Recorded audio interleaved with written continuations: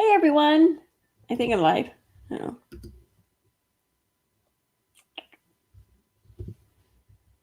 I think I'm live. Why isn't this reloading? There we go. Hey, what's up? So, anyone watch any good live streams lately?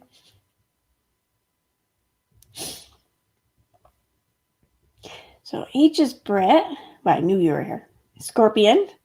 Chronically Be Queen. Lo Robbie. Diane Harlow. Oh, wait, I'm on top chat. Why am I in top chat? There we go. Oh, now I can see the more names. Tax Packet. Oh. Awesome. Tell me. Oh, yeah, I'm not gonna play the whole live stream. I haven't even watched it myself.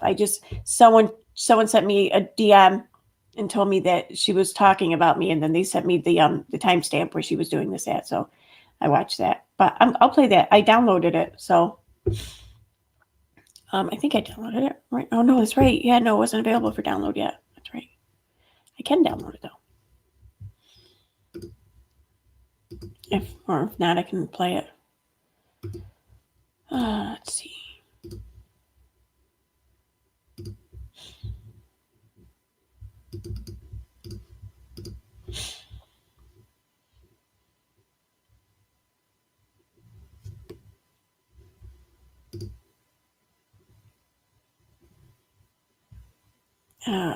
It's still registering as a live stream for some reason. Oh no, wait a minute. I think I can download it.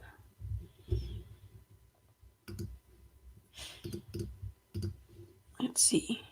I don't know why it's saving to iTunes though. It's weird. Oh, anyways, okay. So worst case scenario, I just have to open up Chrome and just play it through that. So I'll go ahead and start opening up Chrome since that takes like 5 minutes. So I'm going to go back to the chat.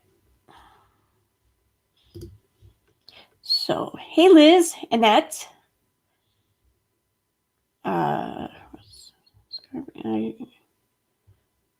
Danny Marie, Jackie Hall.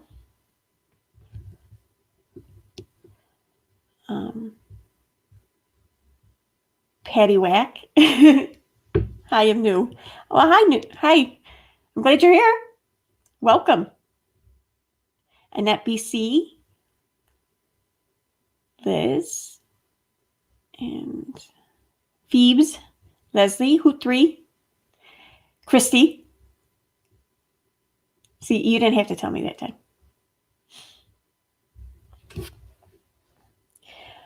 Okay.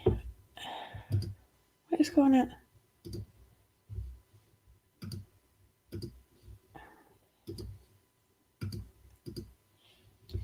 All right. Yeah, I'm waiting for Chrome to open now, and I'm going to have to play it through that browser.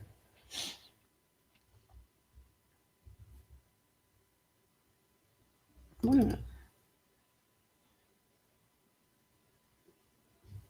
Yeah, okay, it's a text. I didn't save as a video file.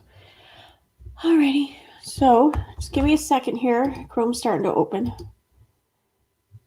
How was your day, Chronic? Oh, my day was good, thank you. I had to work today, but it was a nice, easy day at work. I mean, it was a good day. How about you?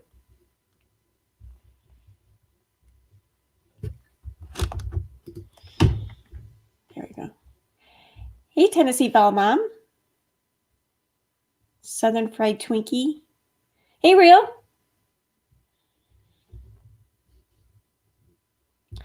Thank you for becoming a member. Chronically Be Queen Bee. Chronically Be Queen Bee. Okay. I think it kind of has to roll off the tongue, I think. All right, this is starting. Does anyone else have like such a hard time waiting for Chrome to open? I mean, it takes forever. I don't get it. Like no other browser takes this long. Not even on my iMac, not on my not on Linux, not on anything. It's just Chrome.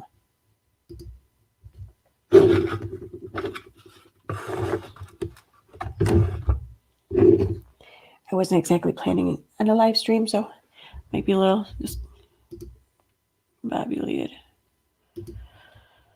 There we go.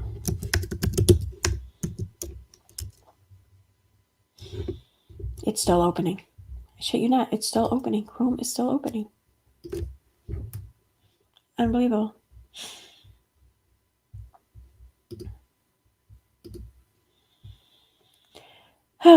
So, what else did she talk about in the live stream? I haven't watched it all yet. All I seen was someone gave me a timestamp, like I said, so I was able to watch like that section, but I have no idea like what else she talked about throughout the live stream. I mean, the thing's like 2.5 hours long, isn't it? I mean, what else did she talk about? Oh, that's awesome, Christy. Oh my God.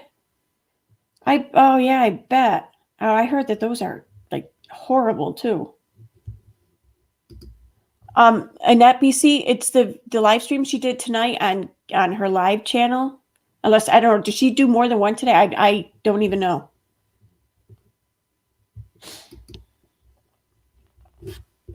All right. What?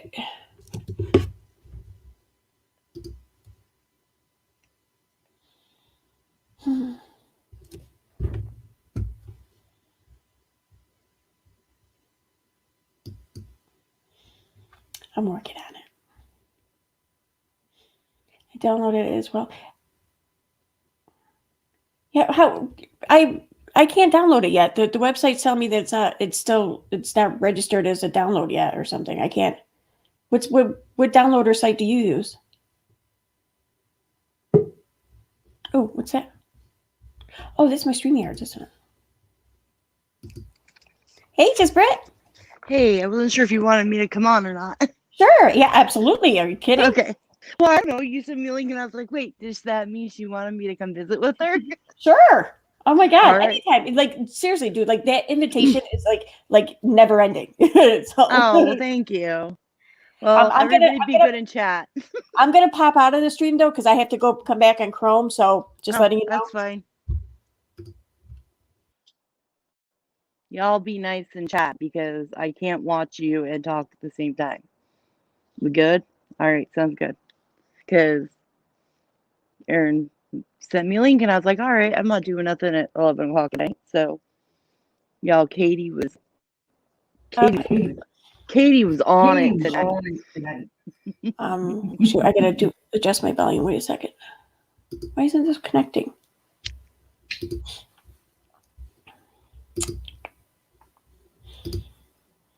It just sounds like you have two things playing. Yeah, it's I don't have the earbuds whatever connected yet. They should be connected right about now though. Now it should be better. Oh, okay. I know I just got AirPod Pros and I'm like still haven't decided if I like them or not. You got the Pros?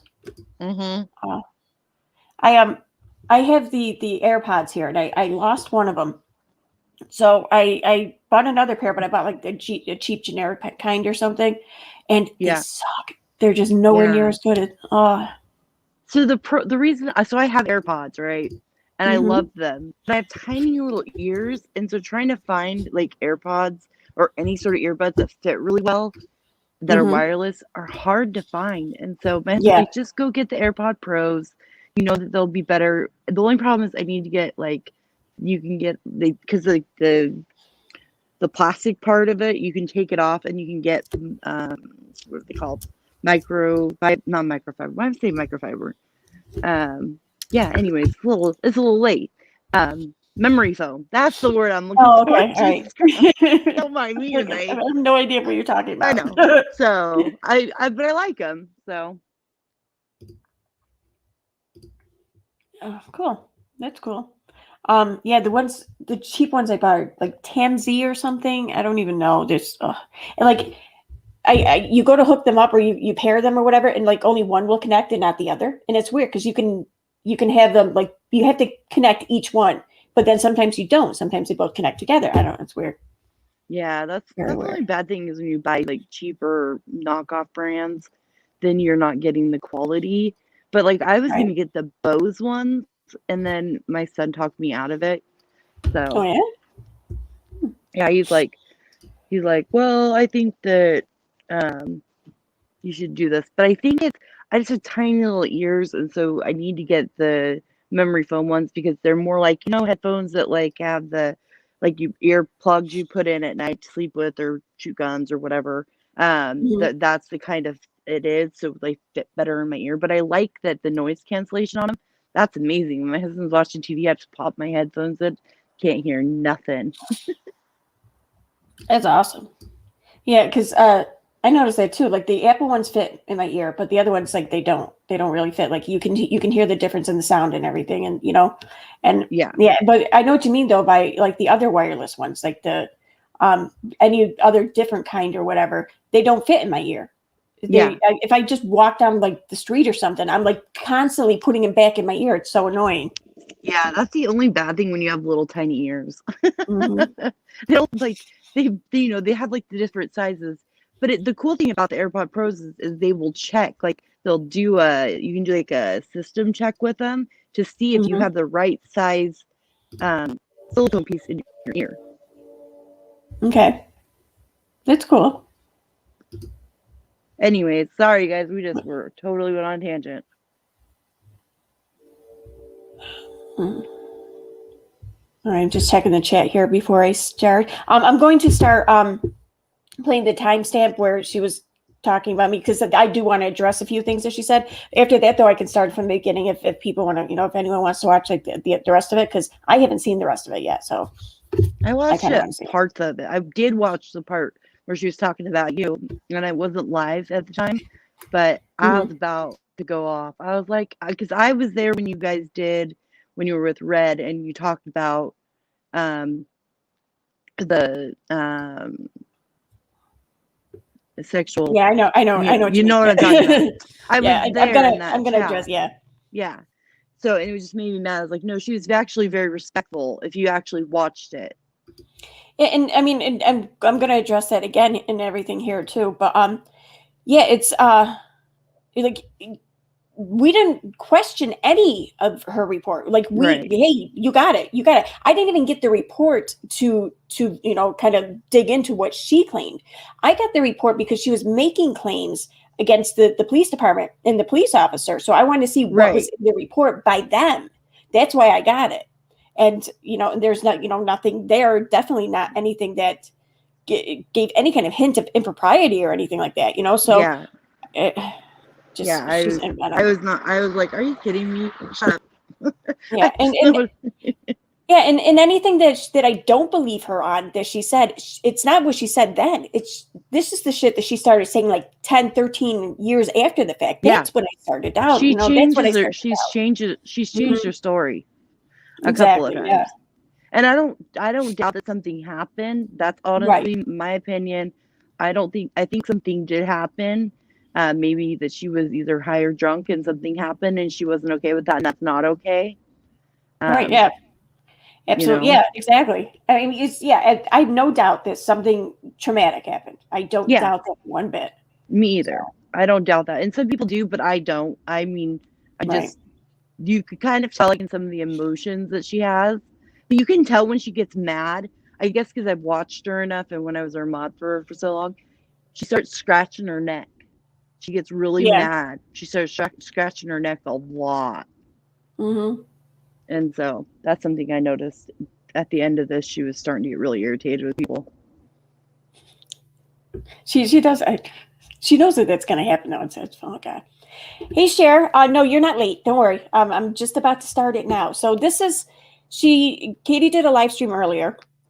It's up on her Katie Joy Live or Katie Joy Vlog. I don't even know. Not the without It's her Katie follow. Joy Live. Yeah. Okay. So it's up on that channel, and it's like 2.5 hours long or something. But someone sent me a DM to tell me that she was talking about me, and then they sent me the timestamp of where she talks about me. So I'm going to play that section first, and then I'm going to start it from the beginning. So because I haven't seen the rest of it, so I know I want to see it. But anyways, this is I guess where she starts to talk about me, and I'm on the right one, right? No, this one. You guys can hear that, right? Well, Ooh. there. Yeah. There's this one channel. I don't know what she goes by, EK something. Her name is Erin Costello. And she is... Wait, isn't that doxing? She just doxed me. She just gave my full legal name right there in public to everyone. That's doxing, right? Been Yeah. like, stalking me for years. For years. You're a stalker. Huh? I can't believe people even watch her. But she like called my husband's friends. She like got my rape records. She's obtained. It's going to be annoying because I'm going to stop because otherwise I'm going to forget shit. I did not call her husband's friends. She did a video saying that some brewery received like 40 plus phone calls threatening Katie, talking all kinds of shit about Katie, well, whatever. And one of them, she even played some of these voice messages for her viewers. And one of them said that Katie Joy needs to die or something like that. So I found the name, I found out the name of the business and I wrote them an email saying, dude, why aren't you guys reporting this? This is kind of concerning. I'm just baffled why you're not reporting this. I mean, they're leaving like death threats against your an associate's wife. What the hell's wrong with you? That's what I did. I sent them one email pretty much asking them that. That was it. Yeah. Obtained all this stuff about me, and then she gets on me for covering stuff. It's just very hypocritical. And she's the one that got mad that I was like talking about what was going on in the anti-Katie community, making it about me. Because I was telling. And I honestly, I didn't get up. I don't know what the hell whatever. I don't know. Telling these people not to interact with some of these people, and they're like, "You're making it all about yourself."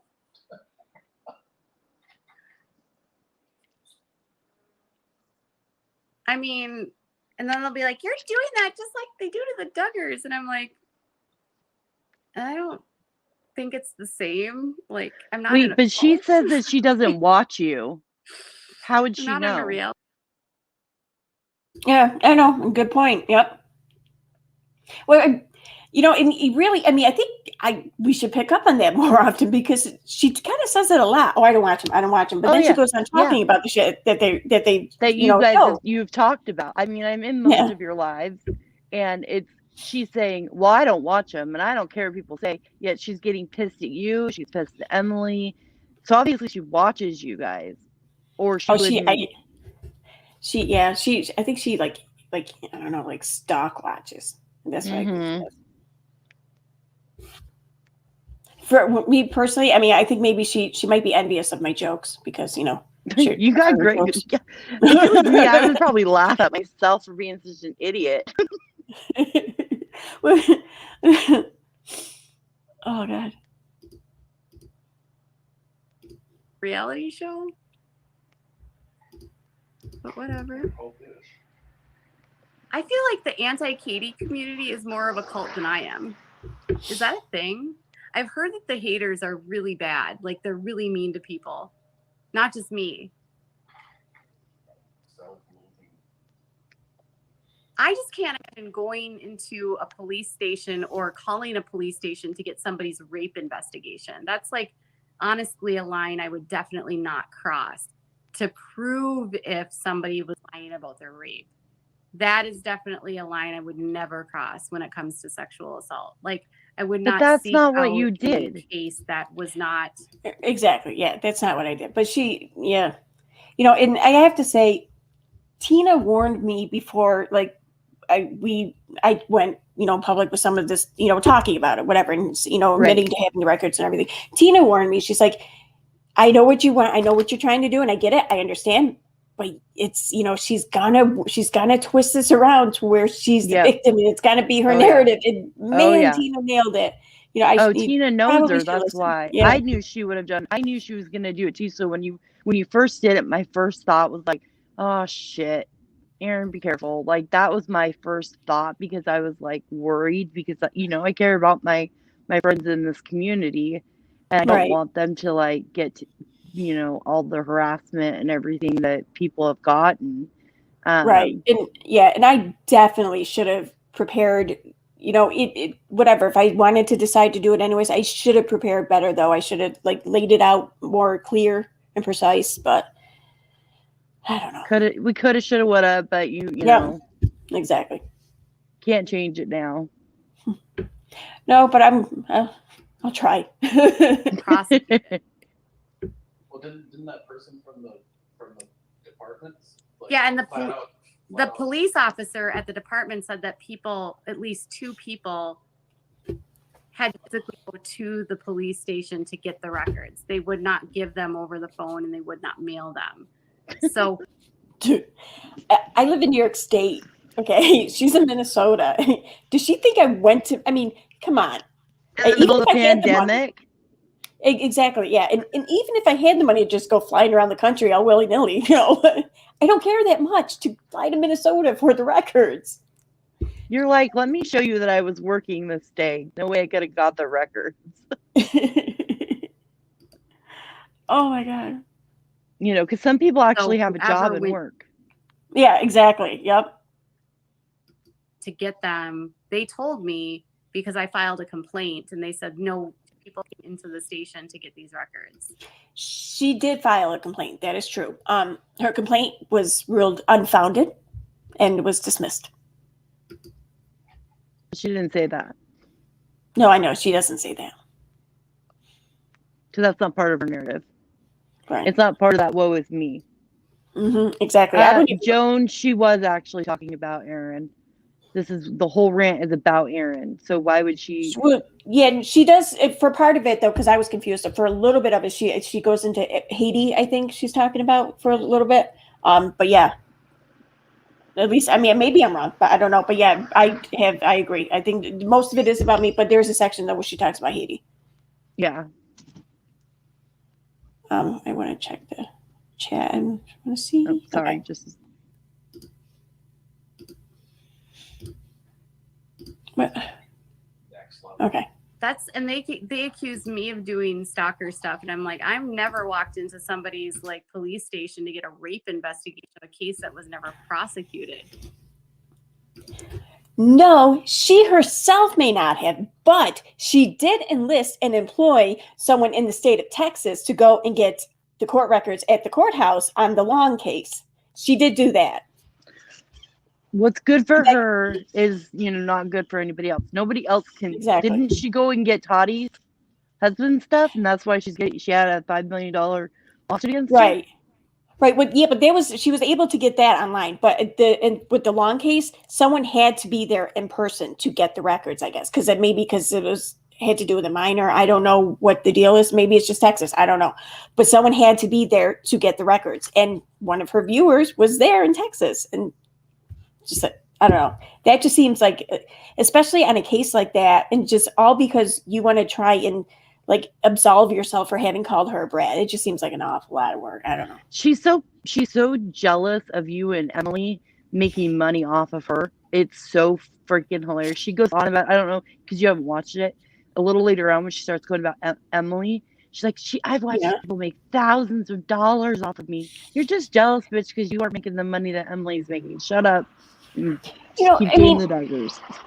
I think maybe not me so much, but definitely Emily. I think, there's something that Emily, I think, maybe brings to the table and kind of earns some money too. I mean, it's not like it's just Katie's name. I like to think maybe, I don't know, the videos I make, maybe it's something that I bring to the table too. But I mean, I'm not Emily though. I get that. No, Joan, you're not blocked. Believe me, I'm watching the chat. I'm the only mod in here. Hold on, I want to say something. I'm the only mod, and I'm watching the chat, and I can see you. So you're not blocked, and Aaron hasn't blocked you either. Yeah, I don't have anyone blocked. Sorry, I just try to It's okay. No, it's let cool. people know. I mean, I'm watching chat just as much as I'm talking, so. No, be nice, you guys. Be nice in chat. I feel like I'm the mom of chat. They also didn't believe that we got death threats, and so she took it upon herself to email and call my husband's friend to verify. Someone who's not a public figure, by the way. who's just a business owner to find. Well, I love how she says she called and emailed and then calls or whatever. She just goes back and forth between. I mean, they're two separate acts, different, very distinctly different acts. Which one is it? You know? And then, oh, they're not a public figure. It's a business. Yeah. I emailed the freaking business. I didn't email like someone personally. I emailed the business, the brewery. What do you mean they're not public? They're not a public figure, but they have business. Okay. Make up your mind, to lady. find out if I did something just to prove me wrong. And they were like, they messaged us and they were like, who is this woman and why is she emailing us about you? This is weird. And you know what? Here, Like she was literally reaching out to my husband's friends. I think I'm pausing the wrong ones. Yeah, I think I have the email on here. Let me see. Oh yeah, I do. You posted on Twitter. Yeah. Here.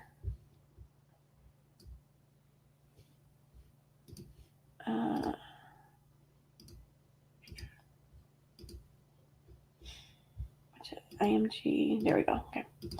So yeah, I mean, all right, yeah, it's good.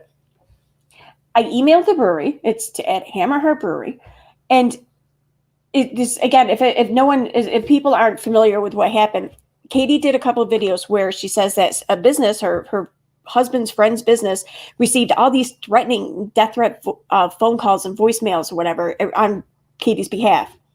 So she played a few of these messages for her viewers, and one of them said something like Katie Joy needs to die or deserves to die or some shit like that. I mean, it was pretty jarring shit. I mean, I would be freaked out if someone made a call like that regarding me. And then she says that the business, no one's reporting, no one's doing anything. She's going to hand him over to her lawyer. That's it. And I'm sitting there thinking, I'm like, yo, really? No one's going to report this? No one's going to tell you? I mean, even just to establish pattern or something, just something. You got to make a record of this, Right. So I wrote them an email. I'm like, hey, I'm writing you in regards to the threatening voicemails your brewer received on behalf of Katie Joy Paulson. Katie revealed in a video your business received harassing phone calls on her behalf. Katie shared some of these on Instagram, and one of them in particular sounded especially concerning. The one where it said Katie needed to die. May I ask why it is your company is not reporting these to police? Now, mind you, the brewery was like an hour away from where Katie lived. So she had mentioned in her video how there's some confusion about they don't know where to report it to. Like, because Katie lives in one county, do they report it there or do they report it where the brewery is? So, so the email goes on to say, I realize that these are threats against Katie, but I also find it concerning for your company that they decided for some ridiculous reason to include your business into their hate and fear campaign. I'm also reaching out to law enforcement in your area to learn what protocols should be followed in making such a report, and will happily share with you what I learned as well as the contact name and number. I would be worried for my business if some crazy person was calling me, leaving death threats against the spouse of an associate of mine. I would especially be worried for my associate and his family. I'm dumbfounded that your company is not taking this more seriously. That's it.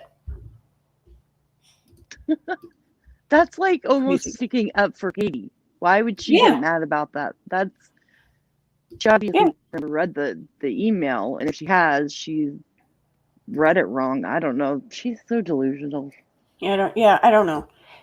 I don't think she shared it or anything, but I get that. Yeah, that was very like almost sticking up for her. Although I do have to say, tonight she looked cute with her glasses on. Like I think that I was like, dude, wear your glasses more often. You look cute. Who?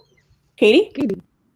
Yeah, and she does. I thought that earlier too when I was watching this. She does kind of look cute.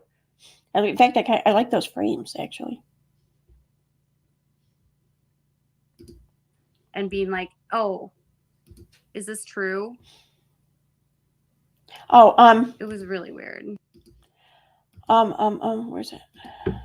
Jen asked, did they email you back? No, they didn't. I never heard a response back. In fact, I forgot all about it until like about a month later when Katie started talking about it and on Twitter. That reminded me that I even wrote them to begin with. So, but yeah, they apparently reached out to Katie about it. They just didn't reply to me.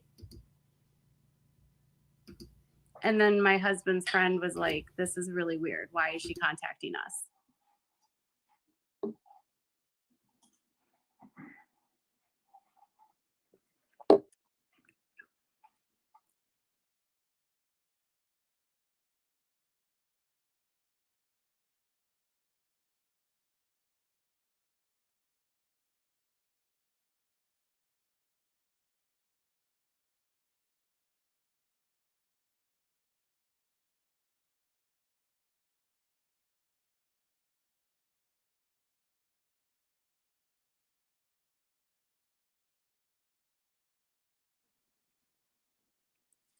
I know I was surprised that there wasn't a law protecting me.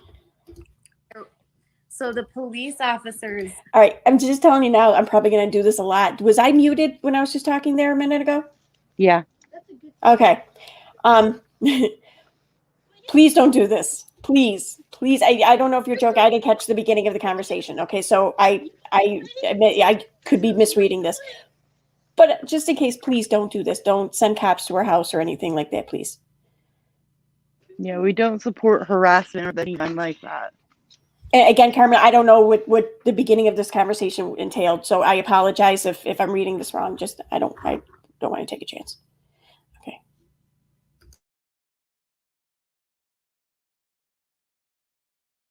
Justification for releasing it was that they redacted the information.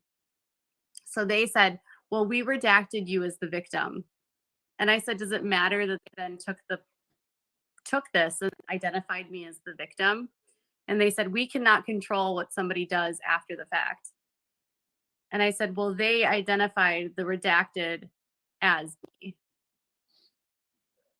And I was like, that's what was violating to me. It was like I was the victim and they identified it. And then Now, think about this. In order for me to get the records, I would have to know which record it is I was after. Now, she's right, because I can't just send them, a request saying, hey, I want this report on this victim. No, they're not even going to acknowledge that. Okay. So I have to know other information. Now, how do I know this? How do I know the date? How do I know the accused? How do I know so many other things about this? Because she told the entire internet. Nobody doxed her. Nobody outed her as the victim. She outed herself and her entire story. Oh, yeah. That's how I knew.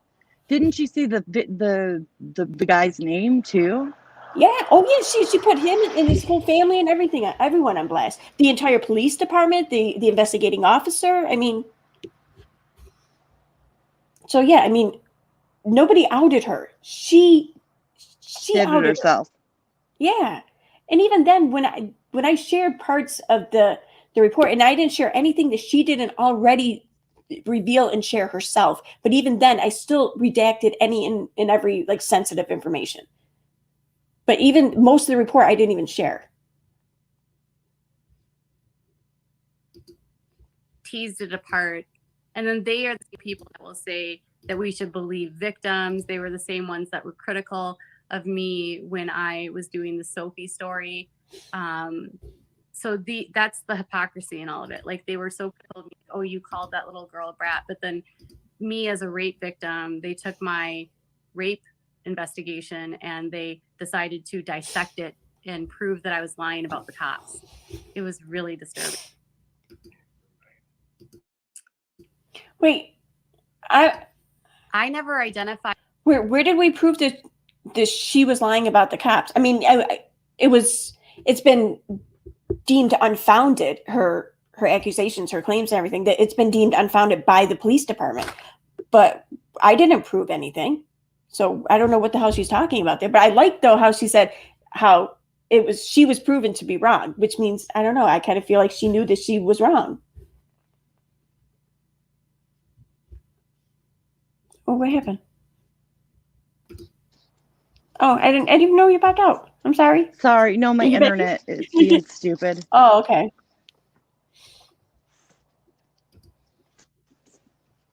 Identified myself in that police report. Why are you still awake? I know. I said, I'm going live. He's like, what are you doing awake? Why are you on? Because he hates that I do internet stuff. So he's like, why are you up? What are you doing? Yeah, like my entire household hates it when I do it. And it's like 2:30 a.m. So they're loving me right now. Well, and we have a family friend here right now. And she has 2 little puppies. And my daughter is awake at 11:30 at night. She goes out and flips the cameras we have on the house kept going off. And it woke him up. Pissed him off. So, and he has to get up early for work. So I understand. So I had to go yell at my daughter. You have little puppies in the house. How can anyone We see? do. Yeah, they're little puppies. They're like boxer puppies, tiny little puppies. Oh, I want one. Of course. So I know they're fun, but not at 11:30 at night. Yeah, that's true. It's very, very true. I didn't have the police report. So this is an extremely disturbing comment. What is me I didn't even telling see you the about a comments rape before. identify you in an investigation? And why would you take it upon yourself to then go get the investigation and get the court record or get the police report? How does The reason why I took that upon myself is not because of her accusations or about her report or anything like that. It is solely because she said she blamed, or she said that the investigating officer came out and told her to her face that it doesn't matter. They're not going to do anything, and they don't believe her, and you're a liar. You wanted this or whatever. You're just a scorned girlfriend or some shit like that. This her claims. Her claims are that the investigating officer just told her right to her face that she's lying, and intimidated her, and basically sided with the rich, wealthy, accused. That's why. That's why I went looking for the records. No other reason. Yeah, Hoot 3, How I'm does on the that West benefit Coast. anyone? That's why. What's That's why that? it's 11:30 here. Hoot 3 goes. It's 11:30 there. Yeah, I'm on the West Coast. I'm in Oregon. Oh yeah. Okay. Oh yeah. It's 2:30 here. Oh shit. But re-victimizing the person that is the victim.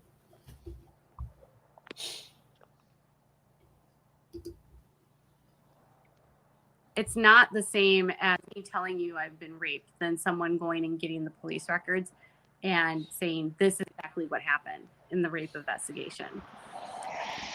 Wait, hold on.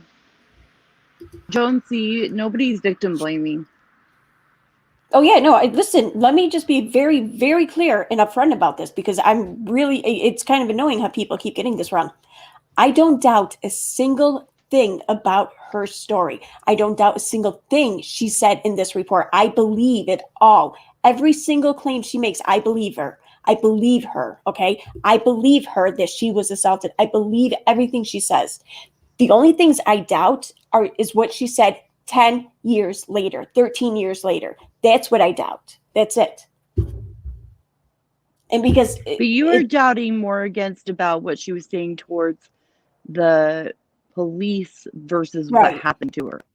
So you weren't actually second guessing what she was saying about the SA. It was about how the police handled the investigation is what you were questioning. Exactly. And like, I think I first maybe read something about her story or whatever, where she started making these claims about the police officer, and I think it was 2019.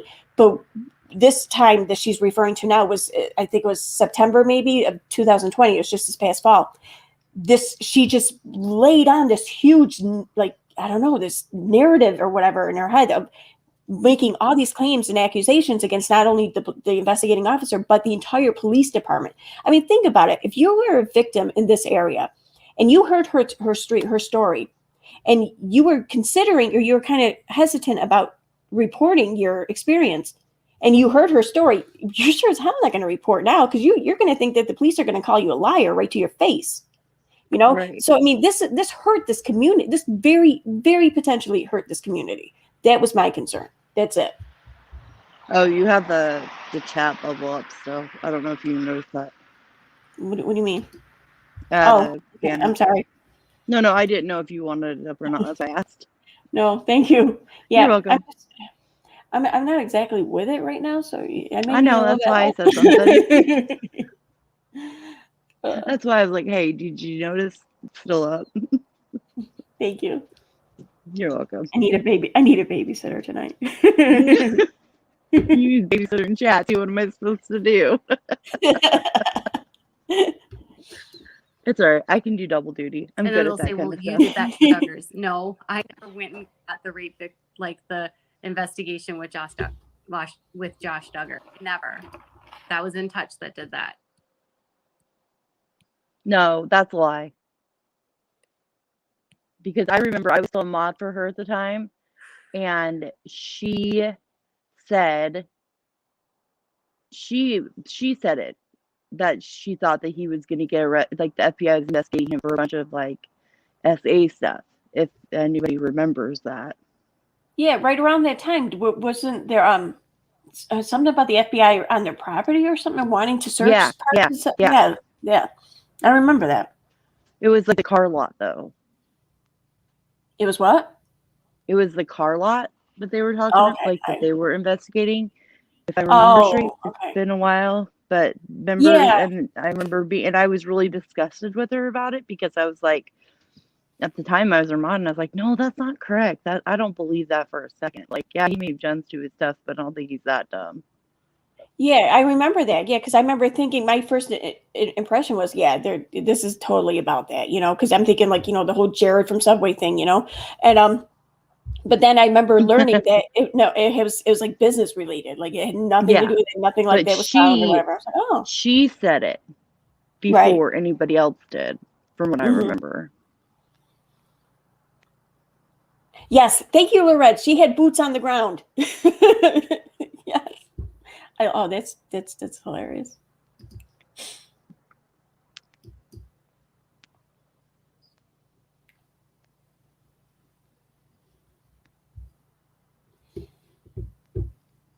Well, this is what they want. They want my attention. They want me to give them a platform. That's why they do that. Clout. I guess. Whatever. You're a clout chaser. Yeah, I know. That was I sit here doing nothing. Things that's been done to me. I don't care if people talk about me. People always say that I care, but I really don't. Mm-hmm. I cared that my rape investigation was leaked because I had never seen. Oh my God, it wasn't leaked. It wasn't leaked. I swear to God, even though I didn't share like so much of the report and everything, there really wasn't anything in the report that she hadn't already shared. I mean, there's maybe a few things, that's it, but like not even important shit as far as an investigation goes. But I mean, she's such a whatever. I'm gonna jump off and go into chat so I can keep an eye on it. Here, I'm gonna. All right, bye. See you there. Okay, I'm going to put the link though in the chat if somebody else wants to come on.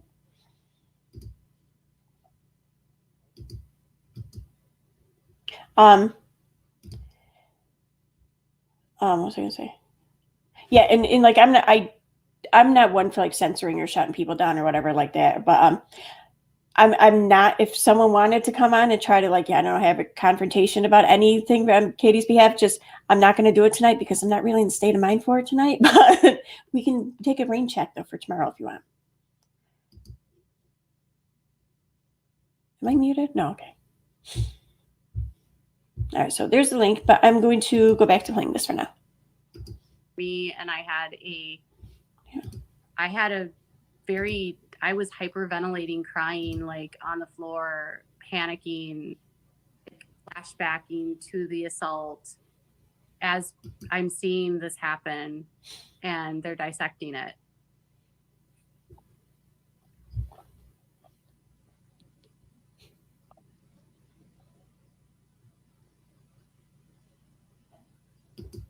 Yeah, I'm just going to say it.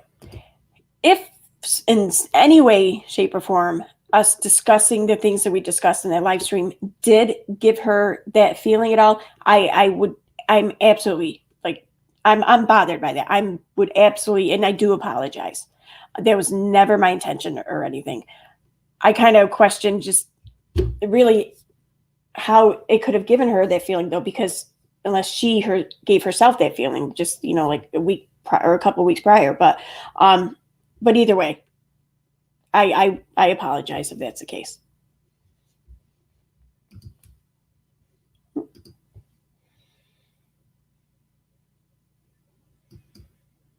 Who do we? I don't know how to pronounce that. Who's name Kitchen? I don't. Hello. I don't have you muted, do I? No, I don't have you muted. So you have yourself muted. I don't know if you want to talk. But hello everyone.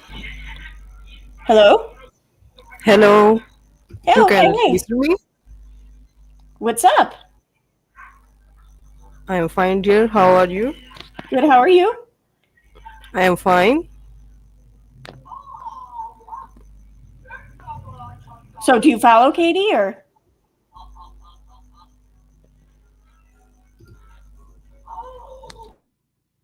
Yeah, okay. I don't know what that was.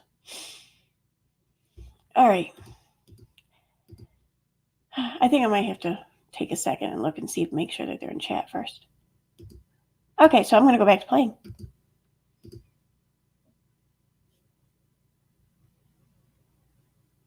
It's playing, right?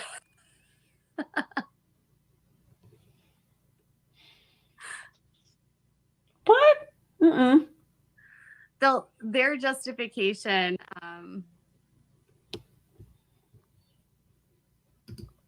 No, I have zero apologies for this person. No, I will never apologize to that person because I didn't search out anything. They literally posted their Facebook account and did not properly redact it. I didn't search it out. They put it out. This is the part where she's talking about Haiti. Out on their Twitter.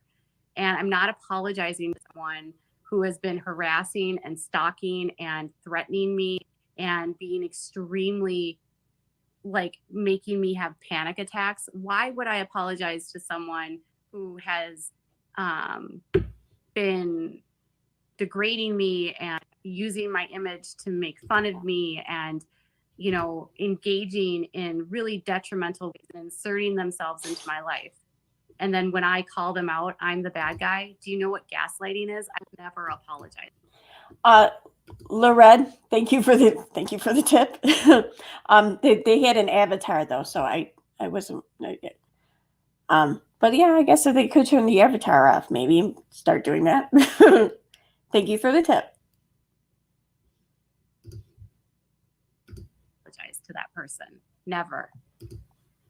They can continue to feel bad because they're the ones that made themselves feel bad.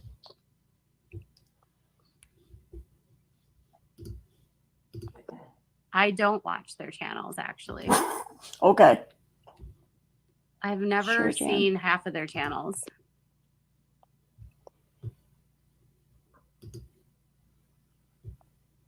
No, I did not call CPS on a woman in labor having a home birth. That was in a Daily Beast article, and that was actually a group of people that I was covering. And I was very clear in that article that I was not a part of that group. I was writing and reporting on what was happening. Here's what I know about that. She was a very, very active member in that group.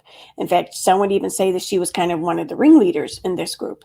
I thought that she started the group, but turns out I was wrong. She didn't start the group, but she was a big presence in it at the time.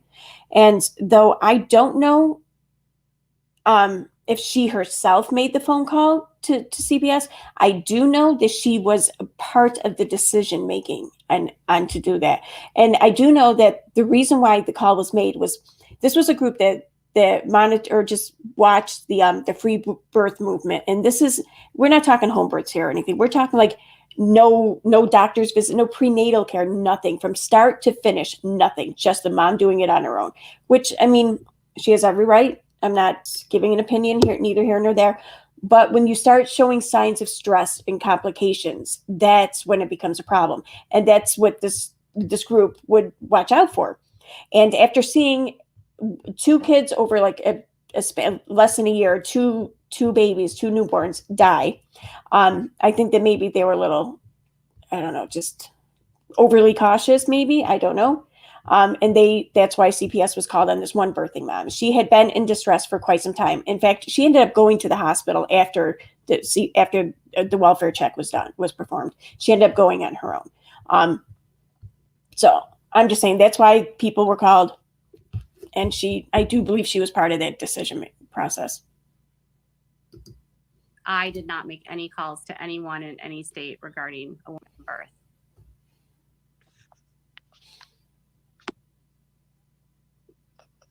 And I actually told the reporter of the Daily Beast that did that article that I was not a part of the group. I was clear about that.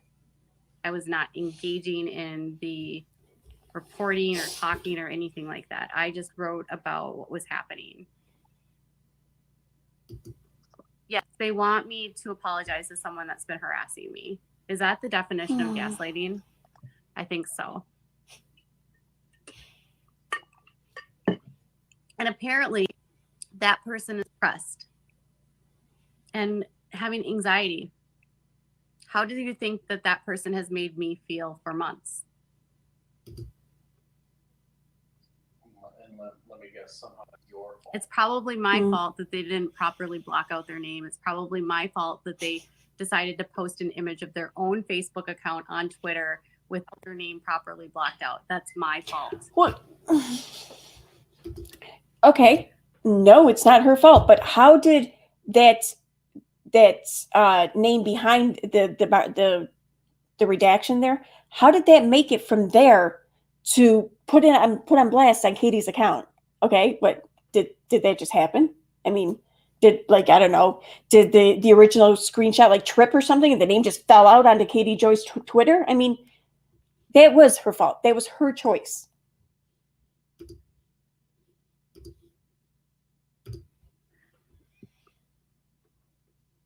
That's not the definition. I will say in general, I was not impressed with the Daily Beast after that interview. I was not happy with the way that it was portrayed. I was not happy with And I'm sure that the Daily Beast is just devastated by this too. because the interviewee, it was just a really bad situation. These women, this baby died. That's what the article was about, because a woman was brainwashed to believe that she could do something that she was not doing, and she looked at all these other. Oh, but I thought that she wasn't a part of the decision. I thought that she wasn't an active member in this group. She sounds like she was kind of getting invested there. Red flags that were not there, and the baby died as a result of these women doing really terrible things and giving them horrible advice. And that was what the article should have been about, and it devolved to this making the mother a victim of these troll accounts, which wasn't the case. These people were very concerned about her baby and very concerned about these people that were giving her terrible advice. And people were watching this woman in real time dealing with this as she's documenting online that she's not getting help, and she's having horrible. I saw a comment pop up. Where is it? Chris Conflict. KJ seems very well traveled for someone who has never left Minnesota. I think she is well traveled, to be honest. I know she like studied abroad in Spain, but it seems like almost, I don't know, so many of these streams or whatever, these videos she made, she's talking about some vacation somewhere or whatever. And I think one of them, she even said that she's been to like 30 something states or something. I don't know, but she's kind of traveled, I guess. Which, I don't know, that's a whole nother opinion, I think. Horrible discharge. The worst story I've ever covered.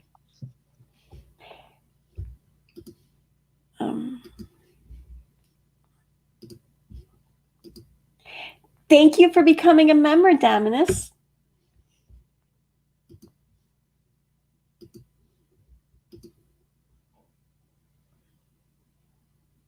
I think you're right, Lil Rod.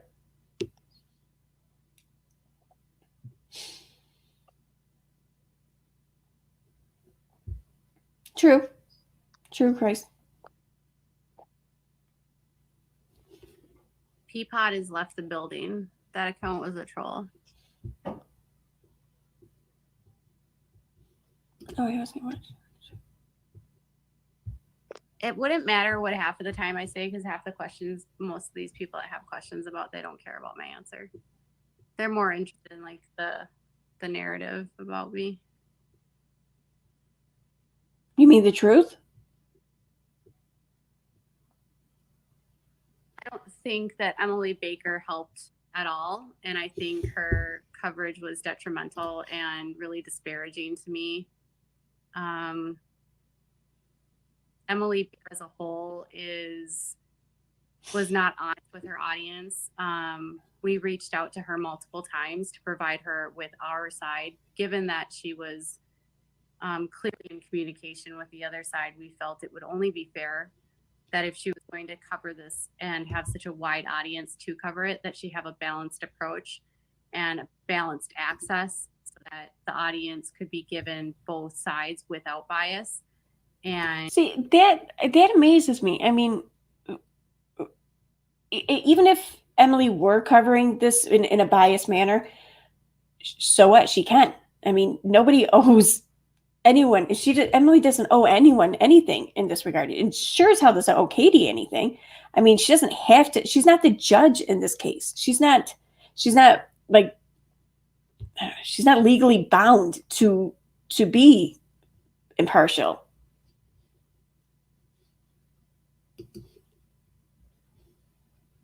and presented her an option to have access to that so that she could provide both sides without bias, and she never responded. She's consistent. And I have copies of those emails.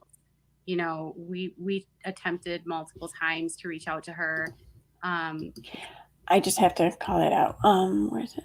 Tiff, I agree. I like her glasses too. I was just telling Britt Britt earlier. I like her frames. I want to know where she got them to. Do you think she'd tell me if I asked her? Because the way that the coverage was presented, it was so unfavorable. And every minute mistake that happened on our end was scrutinized, but glaring issues that happened on the other side were easily dismissed and thrown under the radar, you know? And I repeatedly asked her to be honest with her audience that she was not being truthful and that we had reached out to her, and not being truthful that we were offering her both sides. I think if you're going to deliver that, and say that she was not talking to the other side, but she was talking to the other side. We saw thousands, hundreds of tweets back and forth between her and the other side, engaging constantly. But she would not engage with us. And then she would tweet out disparaging things about me. And she was one of the people that was consistently promoting ideas like I could go to jail or I could be arrested. And those were simply not true. So, well, yeah. I mean, if you were caught perjuring yourself, you could technically maybe spend some time imprisoned. I mean, I say, damn.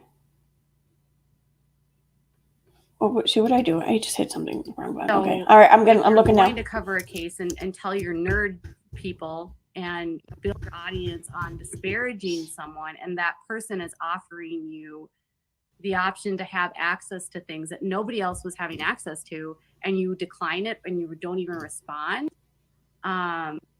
It's just, and she gave life and breathed life into declarations that were defamatory and had literally no reason to be in the case. And then never once told her audience that these made no sense or that they shouldn't have been there, and made people believe really terrible things. And it was just really awful to me because people were like, so can I give an example? Watch her videos. She literally, her comments from yesterday has people believing that the case was dismissed because the judge didn't want to deal with us. And that's simply not true. Or that, I don't remember anyone saying that was definitively the reason. And I don't even remember Emily even saying that it was like one of the reasons. I think it was said that it could be a reason. And yeah, it could be a reason. My attorney was making mistakes that were hundreds of years old. That's also not true. Or that we missed a filing date. That's also not true. Like, that I was at risk of being held accountable for perjury. That was not. Where'd that go? There. Yeah, the thing is, Emily did tell us that Katie wrote her and was only interested in the legal documents from each side. Emily did tell us that Katie wrote her and that Emily was only interested in the legal documents from each side. Yeah, she absolutely said that. Absolutely. Emily Nair. All right, I'm confused. I'm just going to leave that alone. I don't know. Not ever true. There was never any, ever a second where I was in any threat of being held criminally responsible for anything. I didn't watch her videos, but Okay. the team did. So we knew what was being said. Like, our team was watching everything because our team wanted to be able to provide a balance. I apologized to her earlier in the hopes that we could, I could get her to a point where she would even, I was apologizing to everyone at that point.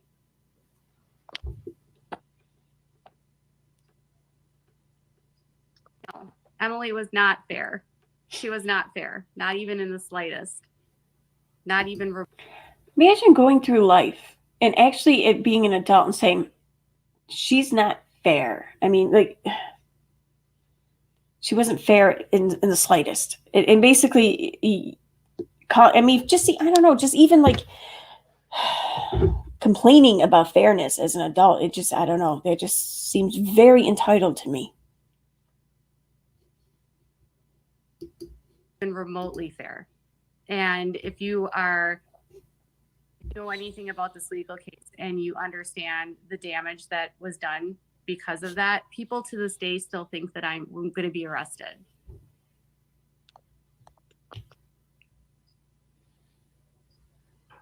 We can hope. No, It was I'm kidding. never presented as she's presenting to you as a legal authority. So people believed her at her word. Unfortunately. What does that even mean, legal authority? Because I mean, I hear authority, and I think that it means that you have the power in which to alter or influence a situation, however you deem it so, or however you seem fit. What authority did Emily have? I mean, she was commentating. She wasn't ruling on the case. She wasn't representing anyone. She wasn't setting any rules or anything or guide. She had no authority over this case. She was just talking about the filings.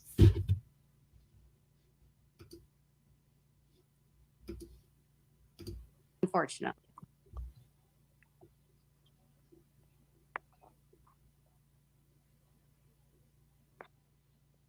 She owed me no response.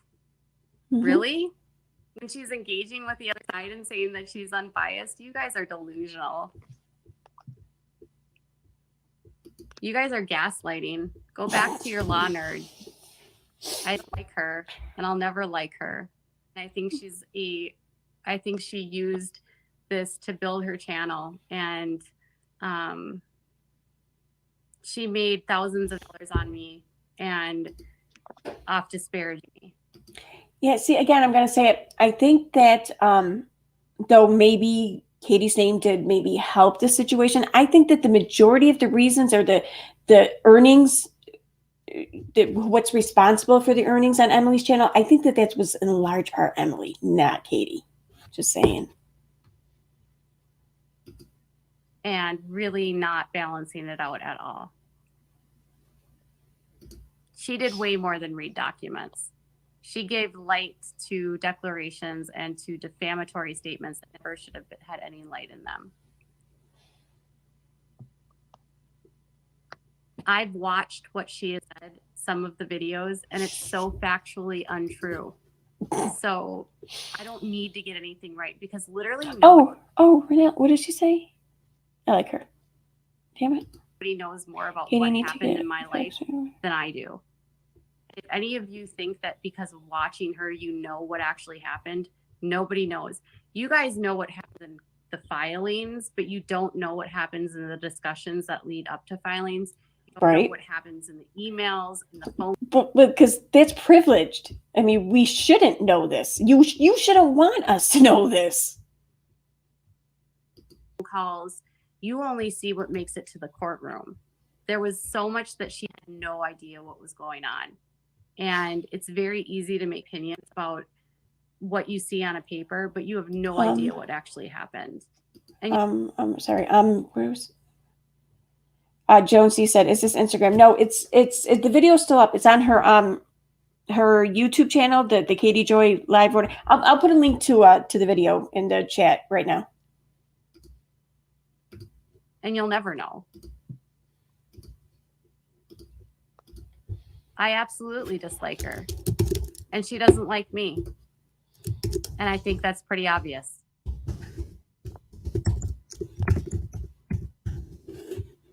Is it okay for you guys that she can disparage me and she can be rude and she can be but if I comment, if I dare to comment, you attack me?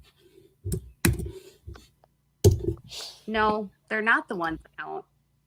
Because everything that was in those court documents was thrown out.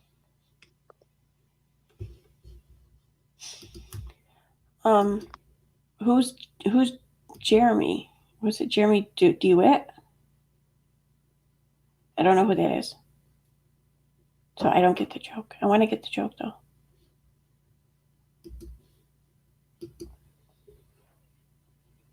I think people relied on the wrong people, and I think nobody needed to know half of the stuff, and it's really silly.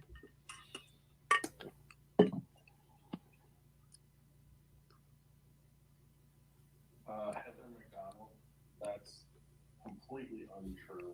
What? She has lots of opinions about me. I've literally seen her like tweet. We have so many times, we have so much evidence of tweeting things that were so unkind and rude about me.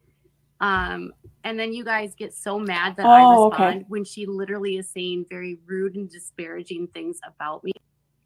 Like, there's so much evidence that she did these things, and you guys refuse to see it because of your like. Show it, and that's fine. I don't care.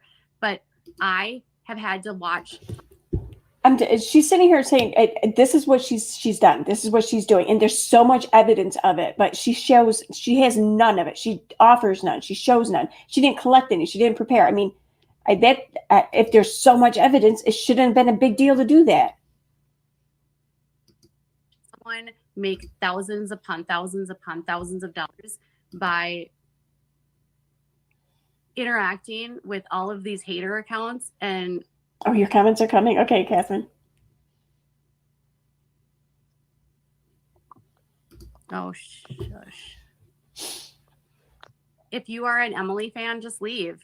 Don't subscribe to this channel. Don't follow me. Just go away. I don't care.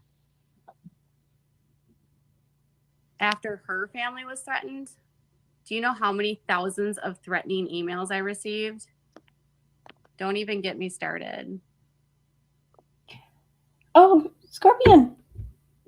Can you please show us an example of her tweeting mean things? We listed her tweets in all of these documents we responded to. So go to the court records. I'm sure she never actually brought up the fact she was mentioned many times. Oh, she did. In the court records. And if she was even joking about how she had her own like headline or whatever. If this case were to move forward, she would be party to a defamation lawsuit. And that's the truth. Like, if you want to be honest, we have a lot of evidence of defamation against her. And I can't show you that.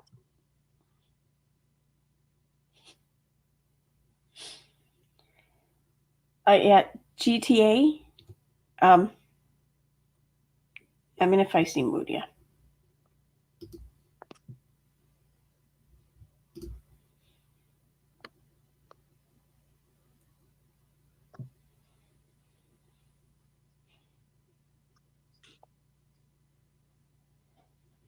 Someone's giving me thumbs down. No, I'm kidding. It's cool.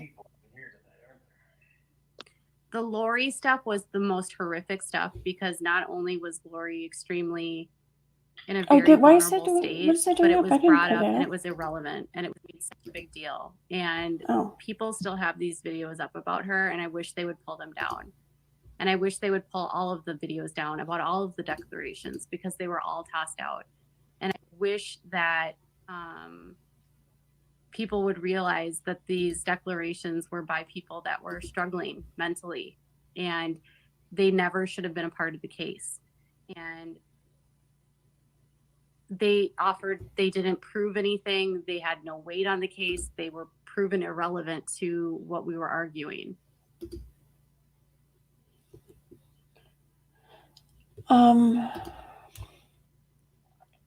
Holy crap. Just Brit, she has what am I doing? Okay. Just Brit, she has 133 likes on the video and 219 dislikes. And only like there were less than 2,500 views. Wow, that's crazy. Well, this kind of shows though her videos do get some good engagement. They're just all in the likes down button.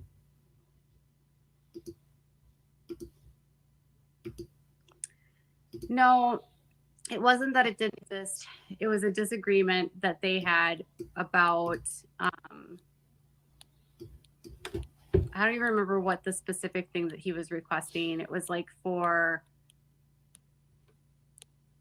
it wasn't that it didn't exist, but it was a disagreement about how they said that a court ruling had changed, but it wasn't something that had changed recently. And it wasn't. Oh, like we're we Browns didn't agree screw up. in general that rule didn't apply, but the clerk said that it didn't, and so the clerk rejected it. It doesn't mean that that's a bad thing. Equally, we won when we asked for the court to help us in regards to what was happening on Twitter. So that was a ruling in our favor. What did the court rule in her favor about Twitter? I mean, from what I remember, the judge just told both attorneys to knock the shit off, basically. That was in her favor?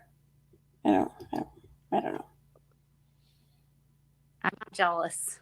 Why would I be jealous? When are you not jealous? No, the law was not abolished. Sorry. Again. Thank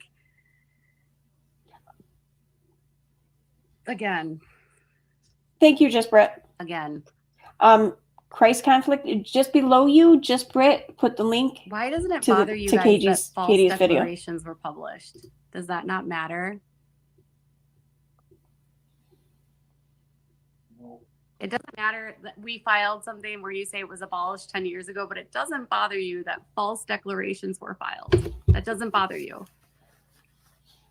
I wish Lori the best too. And I would hope that creators remove their videos about her. She did not deserve any of that.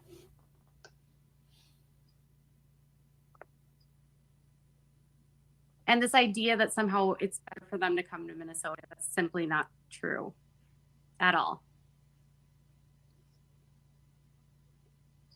Oh, it bothers you? Well, good.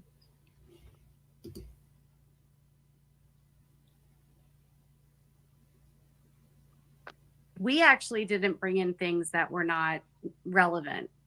We were responding to a lot of things. But in terms of us filing things, we actually only asked for help with the stuff that was happening on Twitter. That was only one time. And then we asked for sanctions. Beyond that, everything else was responding to them. So we weren't bringing things in. They would bring a declaration in and then we would have to respond to it. We were forced to respond to something that they brought in. We would have never brought those in on our side. There was a lot of misinformation about how you have to not respond to things or, the relevant information. We knew what was being brought in was irrelevant and it had nothing to do with jurisdiction. We knew that and we argued that and the court agreed with us.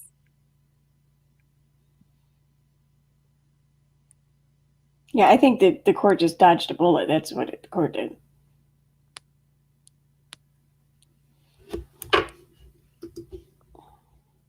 I'm not taking it out of context. I was agreeing with you.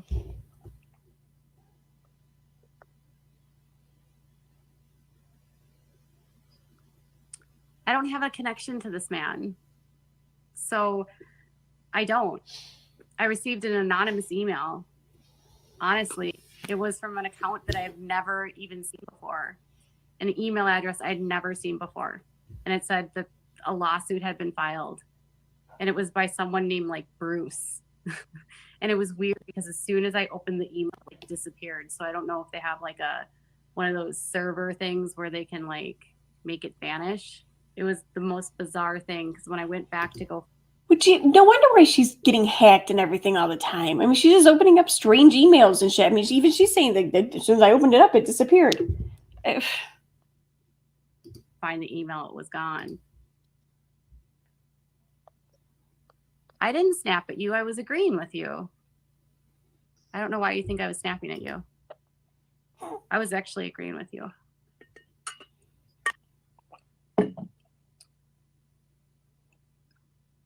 But I don't have a connection to this person. I know less about anything than what was actually in the California lawsuit.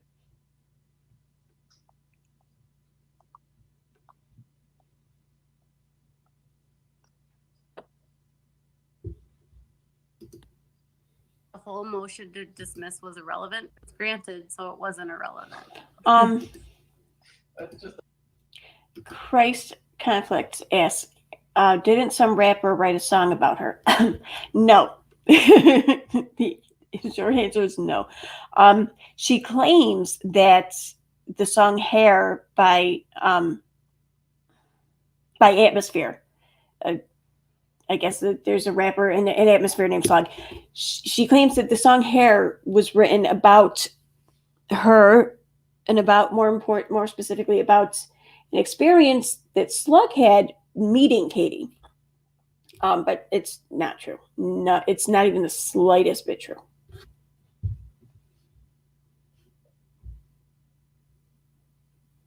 You think she deleted her comment? Maybe.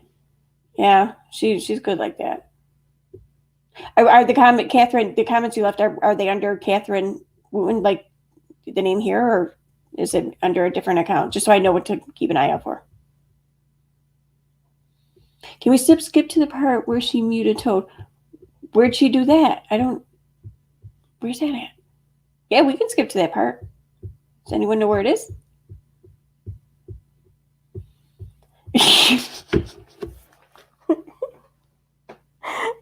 Oh, Christ. Oh my God, you're killing me.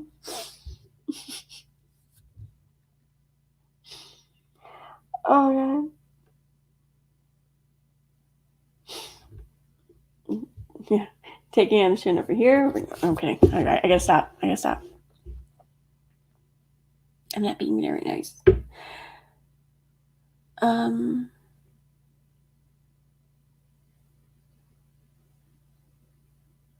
Okay.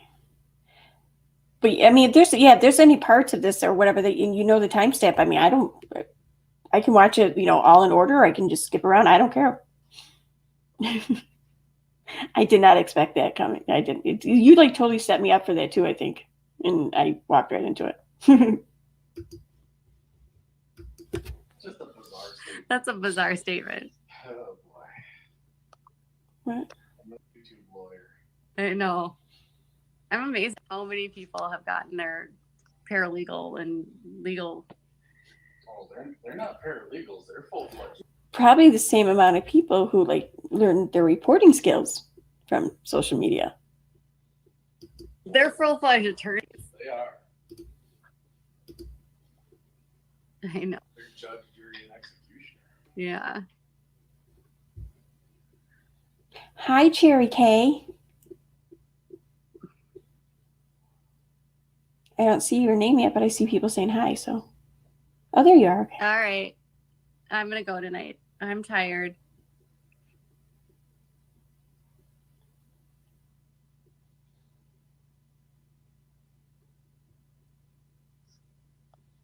Okay. There was no connection. There was never a connection. Police wife, do you know maybe what part of the live stream it was in, or I mean, I haven't seen it, so even if you know the part, I may not know what you're referring to, but I can try. So, but yeah, it's really long.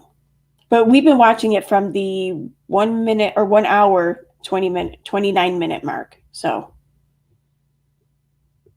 good night, Tifa. Thanks for coming.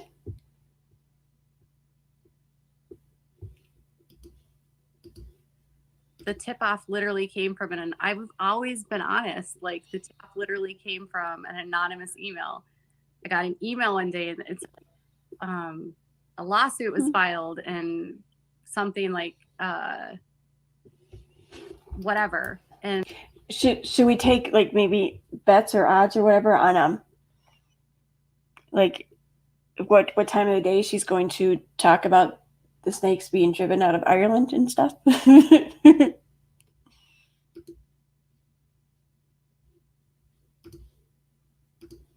I can't even remember, Santa, some part of Los Angeles, and you might want to check court records.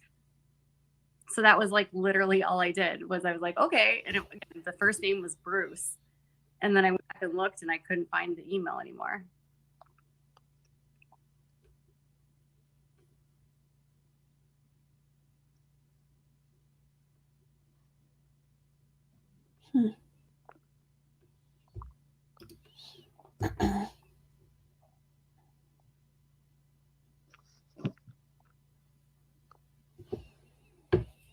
Oh, I can't.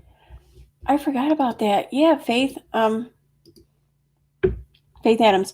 She said she was going to disclose the source, and now it's an anon email. I forgot. Yeah, she did say that. And now she has no idea. And she can't even like pull up the email again. It's, I don't know.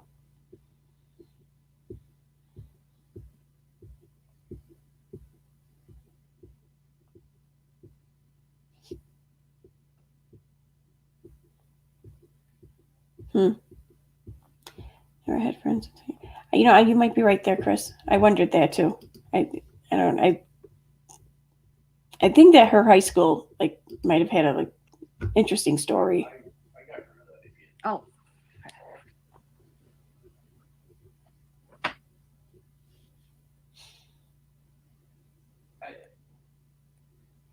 I don't mean this to be disrespectful to some of the people that are asking these questions, like especially like Natalie from California. This is not like to be disrespectful at all, but I'm just like She muted him. There it is, police fight.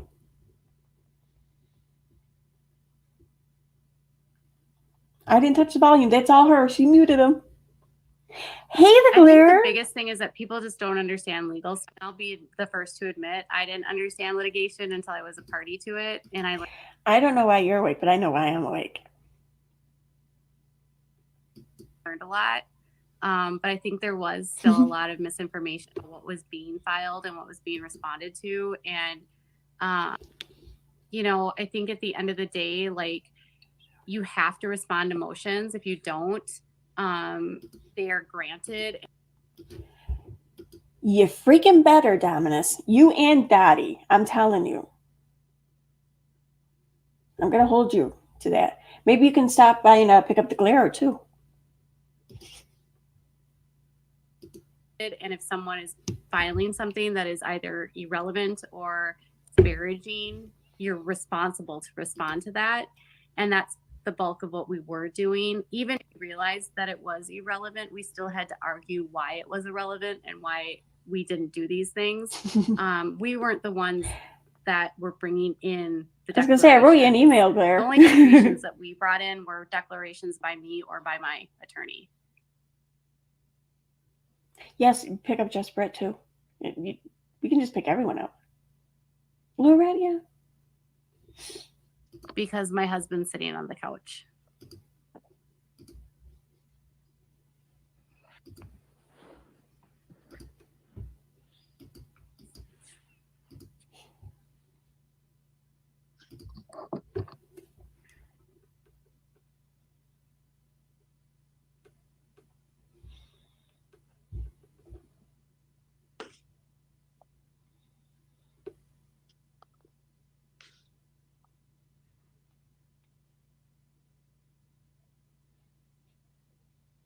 Oh, for a second there, I thought I said party at Bernie's. Oh, wow. No. But yes, Well, party at Aaron's, I don't really absolutely. want to talk a lot about her in general with the Lori stuff. I think it was pretty clear what happened if you read the documents. I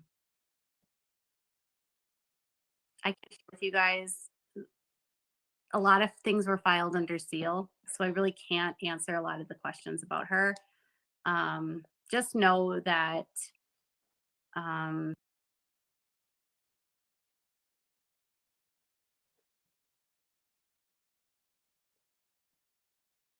at the end of the day, she wanted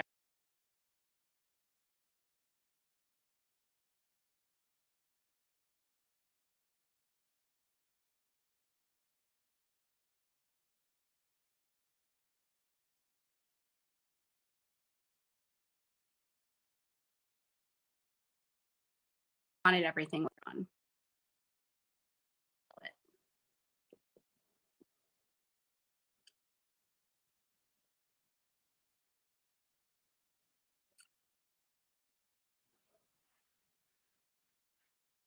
She was just under such considerable stress. She would have done anything to make it stop. But what was put in that next declaration that was put out by the other side? I'm muted. Jesus Christ. I'm telling you guys, I'm going to keep doing this all night. I'm just telling you now. Sorry. But yeah, did you see? Now where'd it go? Oh yeah, Scorpion asked, why did you mute Todd? And he says down here, I'm not muted. It's funny. She muted him.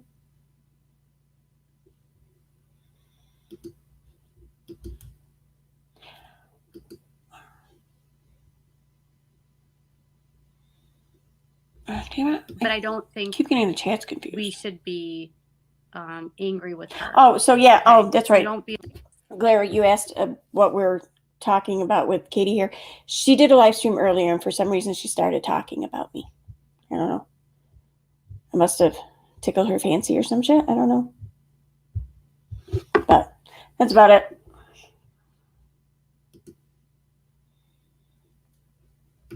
I'm not muted again, all right? Okay.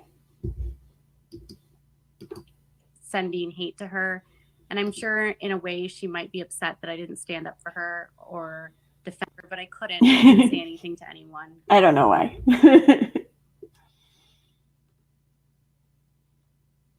I mean, she didn't even say anything new or anything. It was just mostly her bitching about the same stuff. And of course, getting the same crap wrong and whatever. It was funny, though. You stalk? Yeah, I stalk her life. Yeah, I stalk her life. I'm so good at stalking that I make her put all of her shit on YouTube to make it convenient for me. That's how good I am at stalking.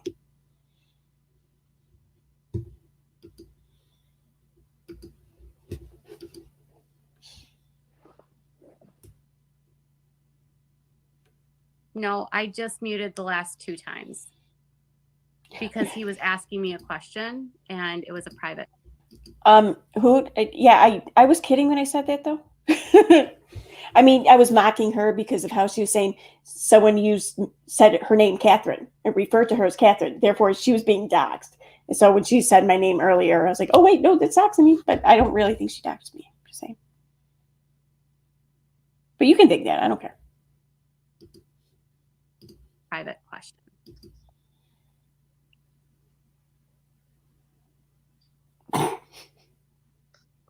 That's funny. That's Police. simply not true.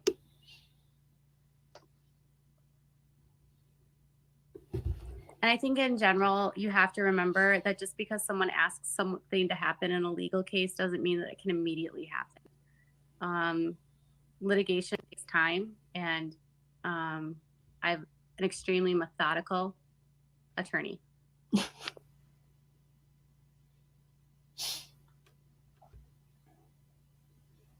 But you can't just demand a litigator to do something for you. You can't. And if it doesn't make sense in that moment, or if it's not the right time, Exactly, Blair. To what makes the most sense. And I mean, this may sound kind of shitty or whatever, but I mean, if she didn't make it so much fun, people wouldn't people wouldn't pay her attention. But she kind of makes it fun. I don't know.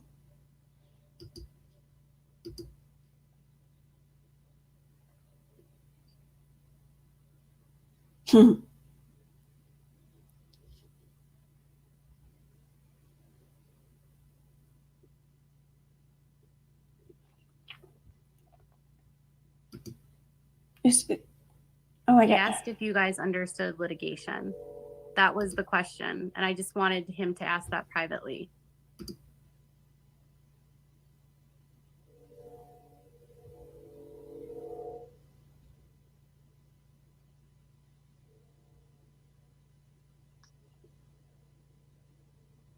I don't think it's ever about winning or losing. You know? It's what it is. I think people want there to be like a clear victor and a clear like loser, and it's just that's not necessarily how legal situations work Oh, please do tell us. at all, especially on the civil side. Now I know why we couldn't be friends. Word.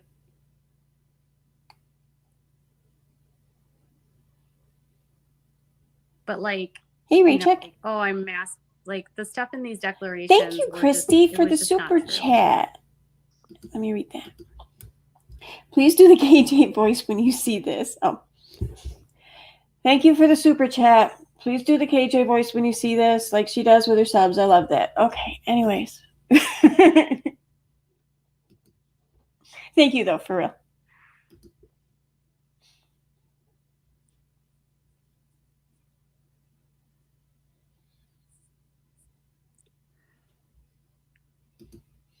She definitely did not work for me.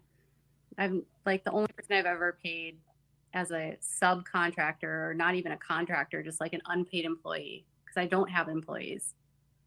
I don't What? give out W-2s. The only person I paid as an unpaid employee? Did I hear that right? That's contractor, or not even a. She definitely did not work for me. I'm like the only person I've ever paid as a subcontractor, or not even a contractor, just like an unpaid employee, because I don't have employees. Oh. I don't give out W-2s, like that. I gotta check him out then, Christ.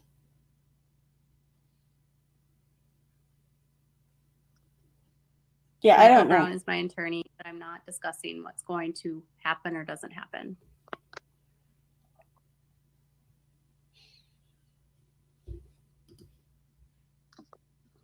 Correct. There was nothing true in that declaration. Like, I'd never spoken to her on the phone. I'd never emailed with her. Ooh, Scorpion, looks like you're upsetting Todd here in the chat. We never talked about personal things.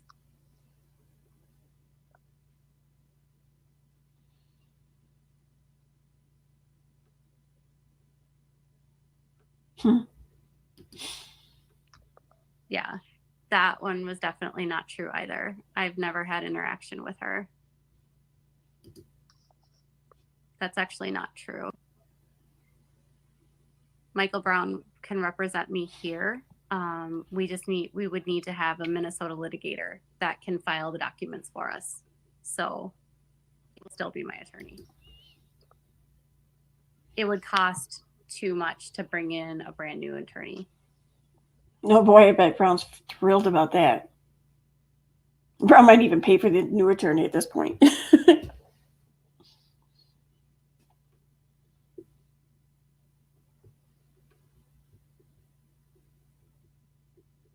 Yeah.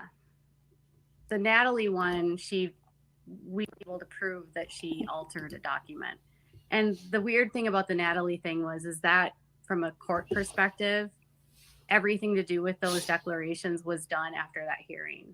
So when she ruled on everything in regards to what was happening on Twitter, the Natalie declarations were a non-factor in the case. They were not relevant to the case, and they didn't have any bearing on the case.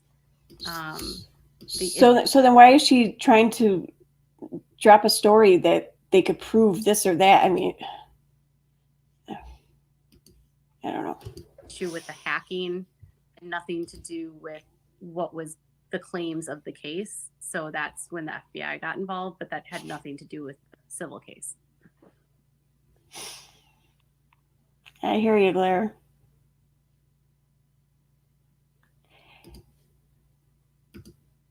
Yeah, I mean, she really is just not, I don't know, she's not funny at all. In fact, I get kind of like almost nauseous when she tries to make jokes. I don't get it either. But she has a way of getting under people's skin.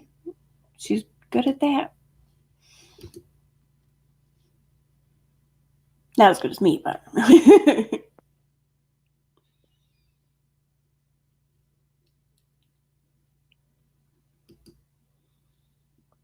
There were no receipts. I did not speak to her. Good night, Ashley Ray.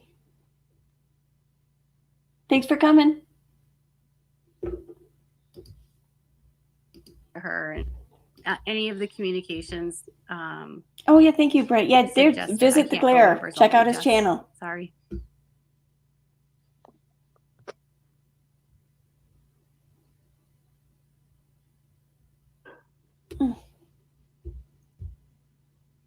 Shit, what are we doing?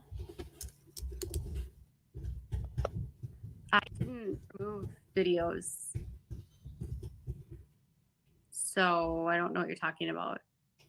The majority of the videos remain on my channel, but I've denied repeatedly and continue to deny that I did anything, and I'm not going to acknowledge or admit fault to something I did not do. So it's not a lesson I needed to learn, I guess is what I'm saying.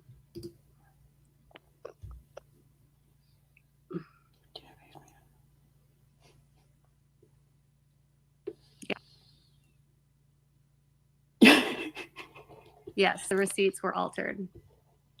Like I never sent her any messages, and that was clear. Glare, if you put her in a mime costume, and that's a good way to deal with her.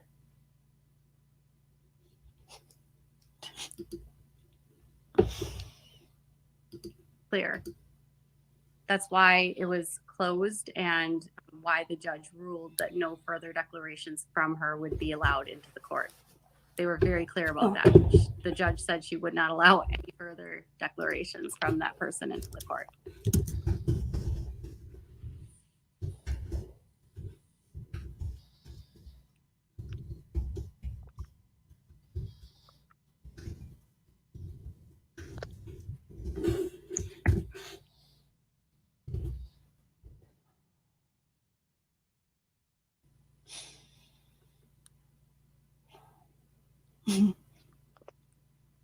I have a good idea, but that's with the FBI. I have a feeling I might regret this, but give KJ Gorilla Glue chapstick. I don't get it. You might have to explain some of the jokes to me tonight. I'm just saying. Gorilla Glue makes chapstick?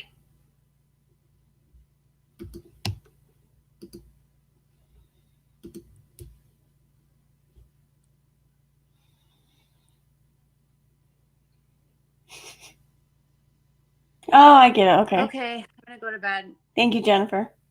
I hope you guys have a good night, and I will talk to you later. Oh, so what drove her off there? Wait, before I go to the beginning, what's over here? Natalie from CAS, did you figure out who was doing all of the hacking stuff? I know some people said they were still having issues. Whoever it is was so disgusting and mean. Steak sounds great. I would ban off the stream for that. Yeah.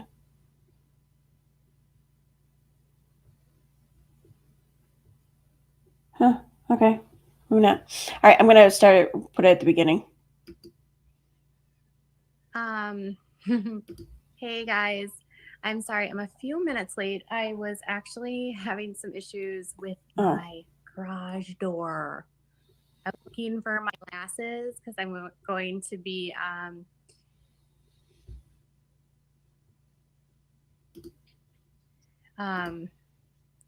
looking for some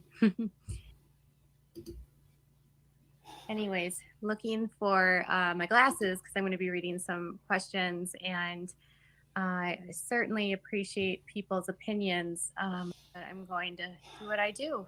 So hello everyone, how are you guys doing? The chat on this system is so much slower, so I don't see things as fast as if I was on YouTube, but I like this one better because I can actually interact better, and I can I'm using StreamYard. So hey guys, how are you? Thank you. It's been a few days for sure. Hi, Scarlett. Oh, come on. You love my glasses. Well, thanks. They're actually really, really old. I think I got them at Target. Target Optical, you guys. Good to know. Hi, everyone. Hi, Zena. Yay, now I don't have to ask her where she got them from. I'm still curious though if she would have told me. Hey, Sheila. How is everyone? Thanks, Jane. She says, you look great. I appreciate that.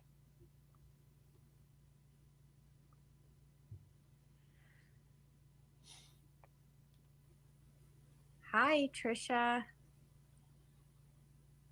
So there's definitely things I still can't talk about or won't answer. So just try not to spam the chat with a ton of questions, or don't repeat it over and over again if you can. If I don't respond, it's not necessarily that I won't be able to answer all questions, obviously. So try to just like ask your question once and be mindful in the chat. This one's easy. I am 42 years old. Years young. Love your glasses. Well, thank you. Yeah, I'm thinking that's what happened. Oh, yeah. Scarlett's got the join button if you would like to join as a member. I just watched all your videos from last week. You're amazing with everything that you do. I can't respond to this, Cassandra. So She can't say thank you after I that? can only discuss where like what happened yesterday was the case in Washington is closed. And I can't say about what happened yesterday. I just watched all your videos from last week. You're amazing with everything that you do. She can't say thank you real quick. What the? I can't Wow. respond to this, Cassandra. So I can only discuss where like what happened yesterday was the case in Washington is closed. And I can't say about anything moving forward because there's no way to know. Thanks for asking. Nor am I going to focus on that.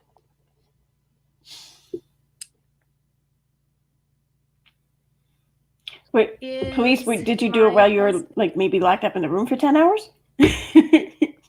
Going to return to, music. He's actually working on an album, a folk album, I think, right now. And then I think they're going to have, they're working on their fourth album, I think. And he also is now playing guitars. He actually set up a business. So he's been, he started his own company. So he's been busy getting that kind of off the ground. And Camilla, I see her. Where's it? Damn it.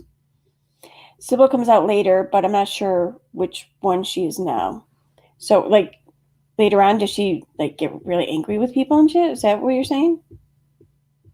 I haven't seen this yet. I when I started playing it earlier, I started at the 1 hour and 29 minute mark when she started talking shit about me. Thank you for the super chat, Price Conflict. Was it Indica for Just Brit? And that super chat's for you, Brit. Where can I? Wait, haven't you heard her intro? Because he made the intro. But the name of his band is shit. I keep calling him Canning Dicks, but I know that that's not it. Canis Dearest. That's what it was. I don't know. You can hear it. It's like black metal, I guess. I don't know. I love metal, but I just never got into the whole black metal thing. I don't get it. And building cars and buying equipment to build them, and it's been good for him. It's been good for him to have an outlet.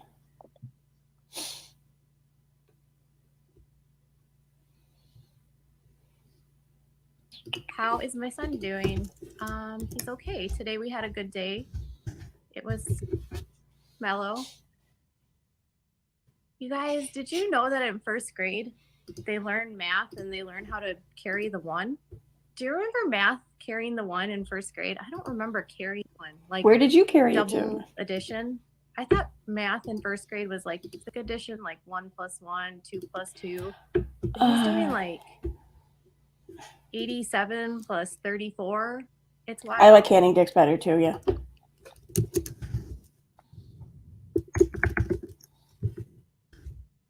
I don't remember that.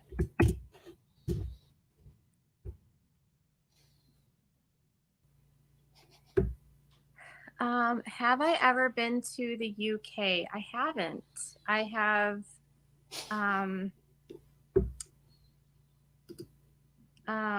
no. Long story short, no. I've been to Germany and Spain and Portugal. That's what your daughter is doing, and that's what. Yes, see, like, how are kids in first grade already doing that? This is what I thought. I thought it was third grade too. I thought third. Well, you can stay and listen to his music. We're not going to make fun of you, I promise.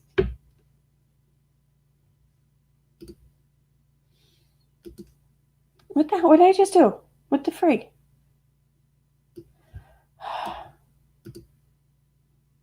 Damn it. All right, I'm going to have to open it up in another tab again.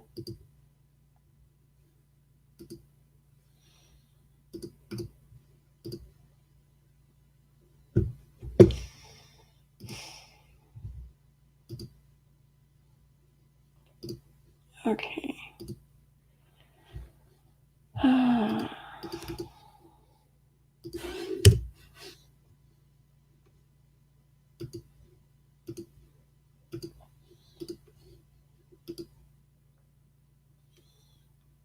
What's that one? Okay.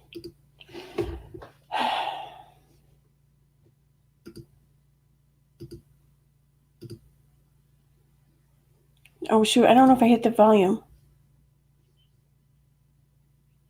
Can you hear that? Can you hear it?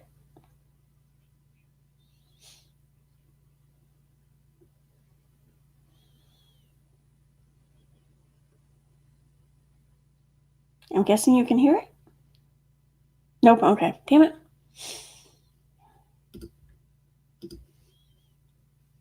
I'll get it right. I will. I swear.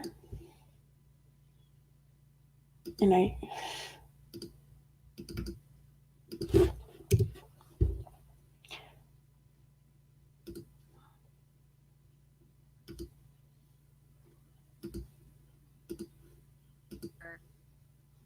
A victim of these can offer in that moment. And Now you should be able to hear it. just because I don't believe doesn't mean that they don't believe. So I don't Happy St. Patrick's put Day, my Liza. beliefs onto other people. I don't know if that makes sense. I'm not here to say, like, There just should be because I don't sound believe now, in that, Christy. you I think. don't I get hope. to, I don't or know. can't pray. Maybe I fucked it up again. Because I think there is value in, I think prayer can There's just no be sound? quiet discussion, whether it's with God or with someone, you know, Okay. just with yourself.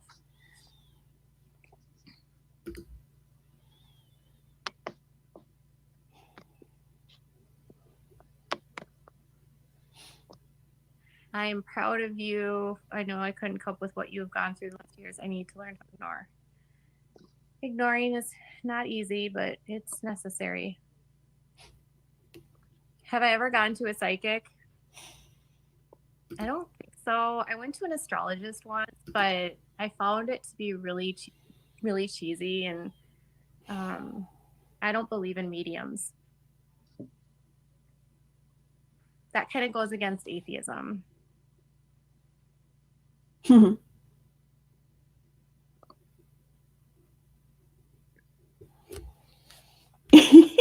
You're so happy. I hope this allows you some peace and strength.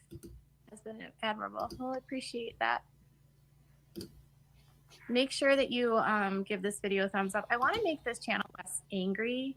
I don't know. The haters still think that thumbing down videos is super fun. And I would love to get some more love on this channel. Not I feel fun. more comfortable being here. That makes sense to you? Thanks. Someone today in my comments actually made a really good point. They said, you know, I'm a Christian and I know that you're an atheist, but I do love that you make your platform comfortable for people I agree, who are Claire. believers to be, especially individuals who are not fundamentalists, and that they can share their faith and not have to worry about being like called names and that kind of stuff.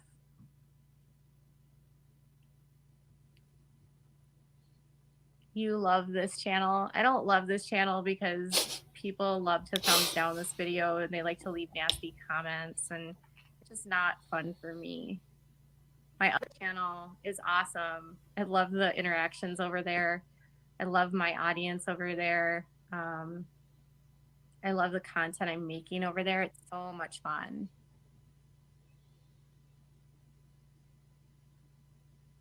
It seems like people that hate so much on here, it's like bullying others on the schoolyard, but at a higher level.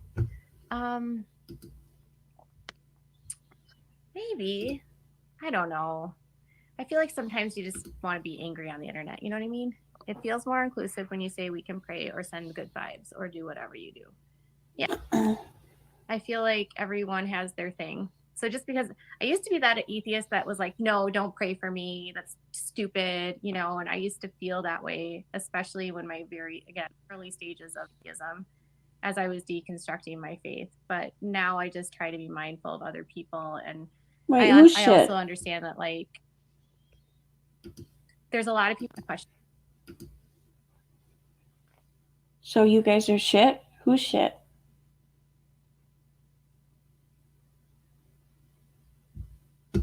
I feel like I'm missing half the chat. I don't know. Question belief, and I feel like if you're very she's horrible. Oh yeah, okay. Or condescending or rude, you I don't get it. open up people to considering that you're a good person or considering exploring that option. And I think the really cool thing is that there's been a lot of people, especially like ex-fundamentalists, that will reach out to me and have been like, I haven't really considered. I've been reconsidering my faith for a very long time, and they'll like reach out to me and say like, thank you for making your space a place. Though I do absolutely agree with your assessment there. He has like 3 albums out or something like that, but his newest album is like nothing like the other 2, but the other 2 kind of suck too. So I don't know. But I mean, like, I grew up in metal. I like speed metal, death metal, thrash metal. You know, it's I don't get what he plays. I don't get it. Place where we can question things without having to feel attacked, and I don't want people to feel attacked. And I also like that I can have interactions with fundamentalists and they can still be positive. Like, I have a lot of people that are connected to the Duggars that watch, and even though they're fundamentalists, they will still be respectful, because many of them don't necessarily agree with some of the things with the IBLP or whatever.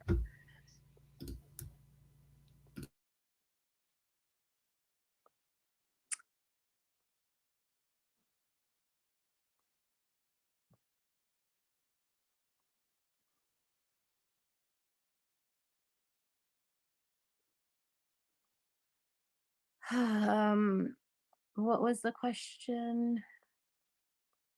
If I could interview anyone, who would it be? Right now, I think I would love to interview Paris Hilton. Like, I would love to, not like Paris Hilton celebrity, but Paris Hilton, the one who's advocating against the troubled teen industries. I would love to have a conversation with her about her experience and that kind of stuff. I find that fascinating. And I like that she's using her platform in a positive way.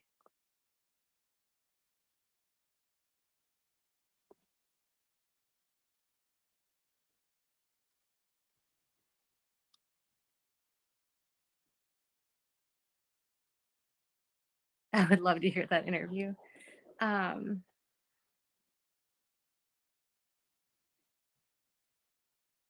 I did get a voice memo from her. It was really funny. She did, really? Sweet. Is Jed's Caitlin an IBLP? Yes, she's an IBLP. I thought that like Paris Hilton just like liked one of her tweets or commented on her Instagram comment on something. Like she sent her like something audio.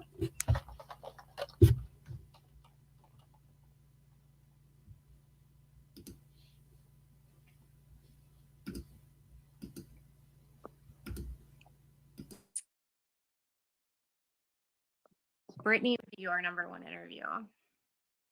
I go back and forth on this whole Brittany stuff because I really feel like there's a lot we don't know. Like a lot.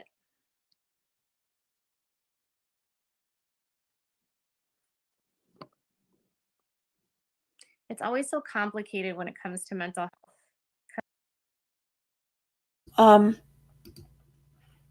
Where did I go now? Shoot. Damn it. Oh, Christy. Yeah, she said she wanted to talk about the whole Dr. Phil thing. Christy.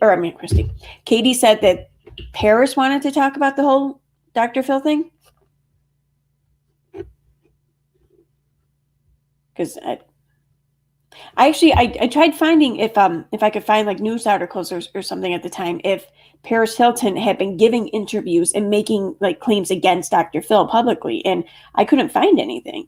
I mean, she was a part of news articles or whatever that where the media outlet kind of insinuated that, but she herself did not just like specifically come out and say that. So I would find that interesting if she said, according to Katie, she said something like that.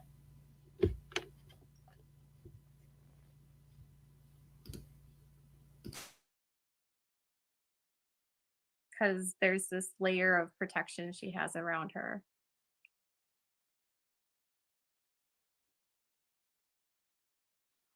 You like my glasses? I don't generally wear them because when I have my ring light on, they reflect in my glasses and it looks really funny on camera.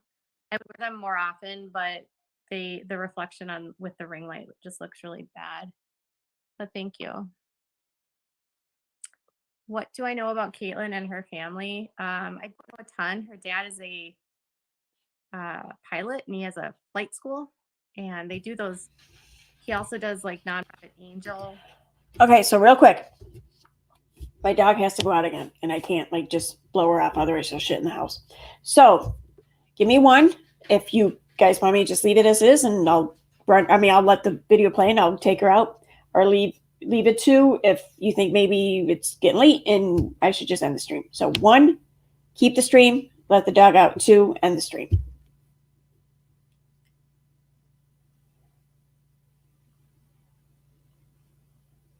The ring light really can make things look funny on camera. I like it. What 3? What the fuck is 3? What am I signing up for with 3? Okay. 69.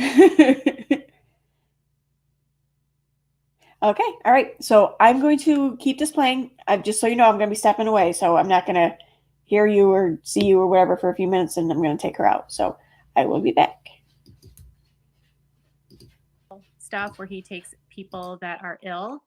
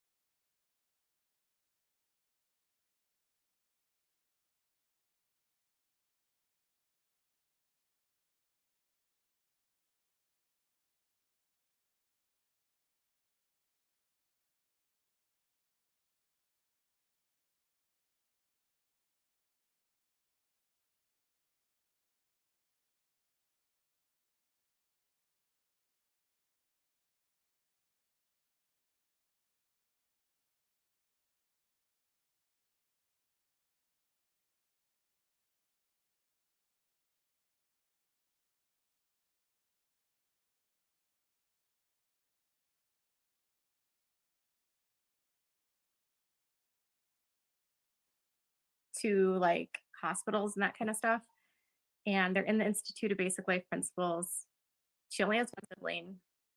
She was, I think, graduated high school in 2016, so I think she's 22. That's about all I know right now.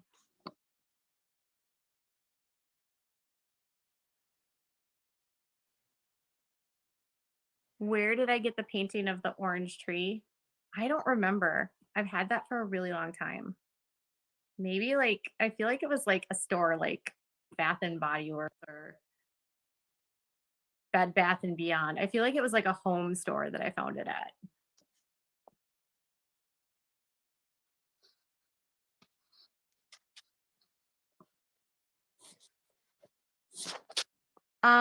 No, it's this one. It's not that. It's like people that are ill, that it's called angel flights. They're sick and need to go to like a hospital that's far away, and they do like free flights for those people, like people that maybe wouldn't be able to afford a flight. Yeah.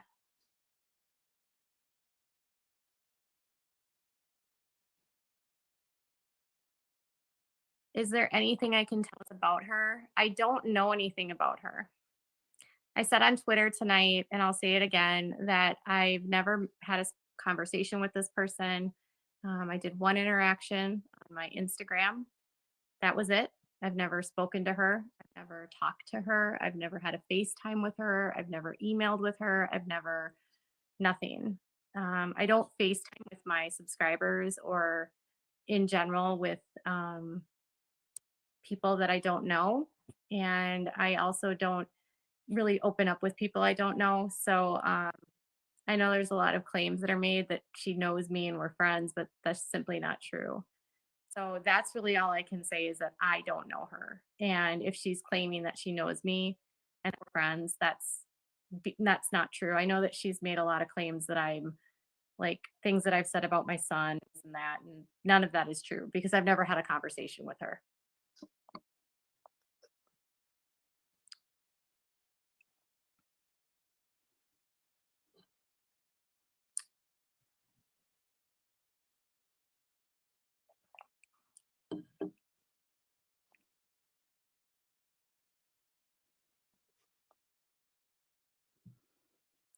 I know of a small cult-like church in Elk River.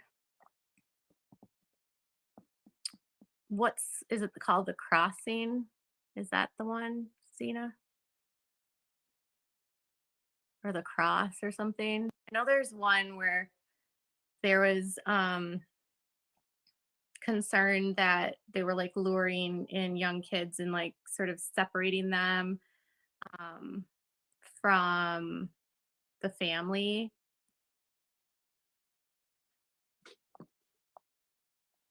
How is he doing at this time? Good, as good as we can expect, I guess. He does his virtual school every day, which is wonderful. All of his school for the district is online, and he has his daily school, and he does his therapies and his special ed every day, and he stays busy with toys.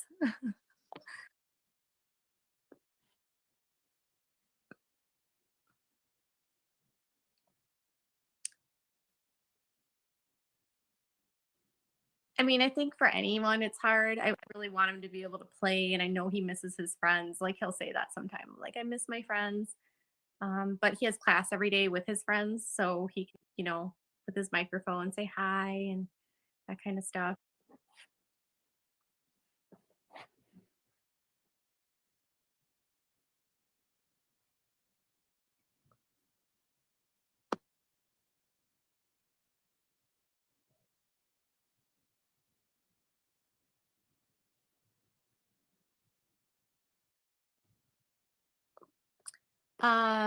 Definitely not $100,000 in legal fees, like not even close. I don't know where people are coming up with that number.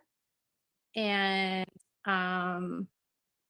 no, I don't have insurance, but my legal fees aren't really anyone's business. But no, I'm not going to be filing for bankruptcy. and the legal fees were not $100,000. So I don't know why I don't even know where people are coming up with that number.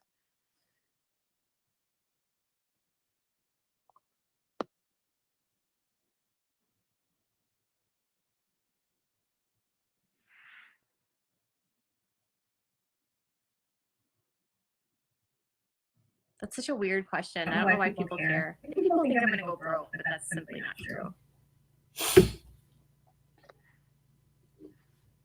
What'd I miss?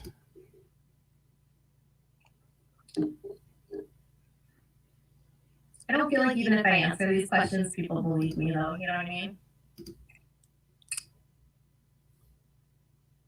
I'm just looking for when the vaccine is available for kids. We got emails a couple weeks ago that they're rolling it out to the age bracket I'm in, but it's for the high risk population. So they're going to do them first, and then the non will be available for. So we still have a while. My parents got vaccinated though, so that's awesome. I'm really looking forward for vaccines available to children though. That's not yet. I don't even know if they've gotten there yet. Wildlife vision. What Brown said his rate? What, his lawyer rate? Damn it. Oh.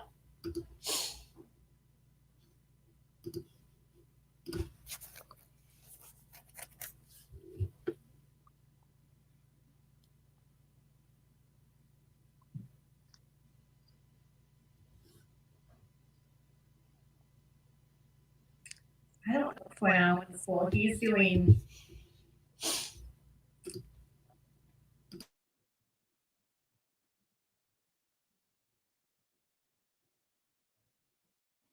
how are my parents doing through the pandemic? I think they're doing okay. They're home more. They used to travel a lot, so I think that's been hard for them. You missed Pine Anal. What? Pine Anal Aaron? Well, thank you for being Natalie. Thank you for being respectful. I know you don't like me, so I appreciate your kindness here.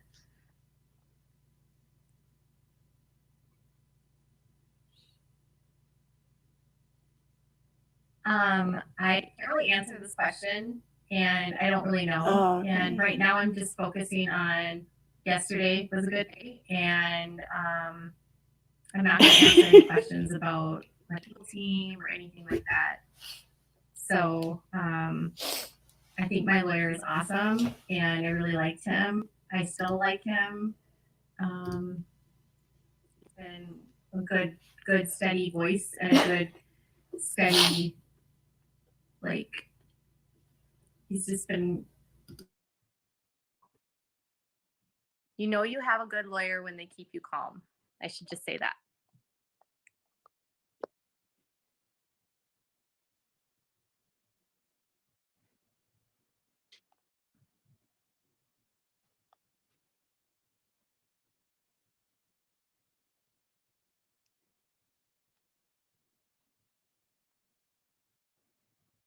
You said that we would all understand what was happening, but we still really don't know.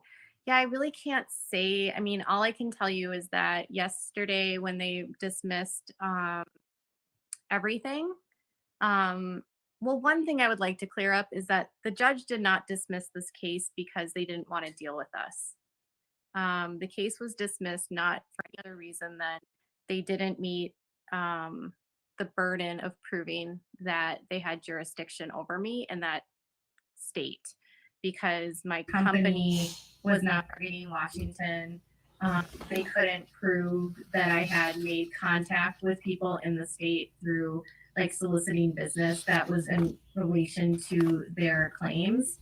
And they also couldn't claim a loss of business that was substantial enough to prove that there would be a jurisdiction there.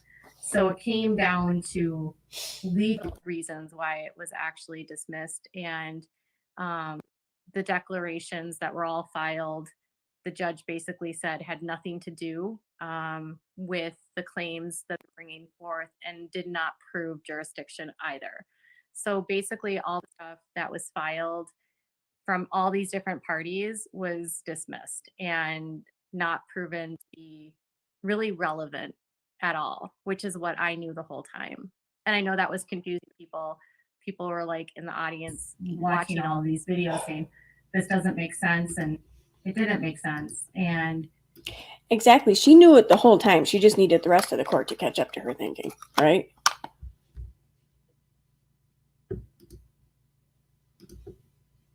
it wasn't relevant. And I can't control what anyone else does. We can only control what we do. There was another misconception, and I think that people just don't simply understand the legal system, is that when you file something, you can't just ignore it. So if you're in litigation, and this is just in general, this is just like high level, this is not necessarily even with my legal case, but when you're in litigation and the opposing party files a motion, you can't ignore the motion, particularly because motions are generally in favor of something they want, and it could be detrimental to your side. So when someone files a motion, you have to respond, otherwise that motion is granted. And typically the motions that were being filed were completely harmful to me. So we had to respond to them so that they wouldn't be either granted or we had to refute the claims that were being made. So when someone files a motion or a response, so the person that files gets to initially file, the opposing side gets to respond, and then the person that initially files gets to respond to the person that defends themselves. So typically we were just responding to them and then they were responding back. We actually only filed the sanctions motion, and that actually did not get denied because they didn't want to deal with it. The sanctions motion was denied because the judge said that the claims being made were so substantial and could lead to disbarment in the case and disbarment in general. And because they were dismissing the case, they didn't want to put the resources into. I probably can't play that, huh? I'd probably be copyright struck or some shit, wouldn't it? Because it's like a minute long.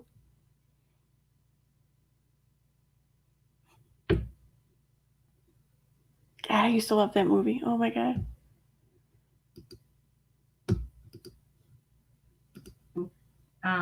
Airplane was the best, though, I think. Wasn't even a Washington attorney, but it was, I guess, it can be brought up again because it was dismissed without prejudice, I think is what they said.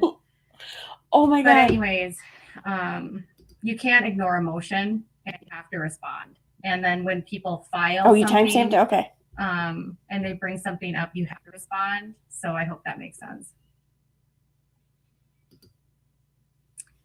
See, this is simply not true. Oh. The entire case was actually dismissed. So the case in general is closed. I can't, again, control what happens in the future. And there was another misconception that somehow the laws in Minnesota are stricter, and that's simply also not true. I live in Minnesota, and federal laws are federal laws. And so it doesn't really matter what you're looking at, like federal laws are all the same. And it was a case.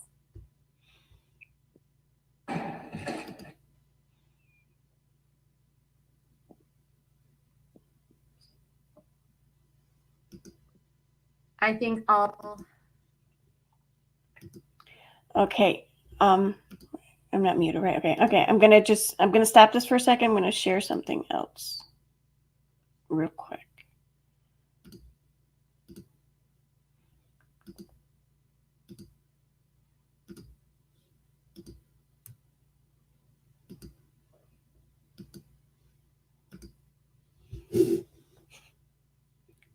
Okay, this is from Will. What you looking at, boy? None, sir! Oh, I'm some unworthy lowlife that's not good enough for you to talk to. Well, that attitude is short on collateral. This lowlife is God as far as you're concerned. Hey, lighten up. Oh my God, it's hilarious. Oh god.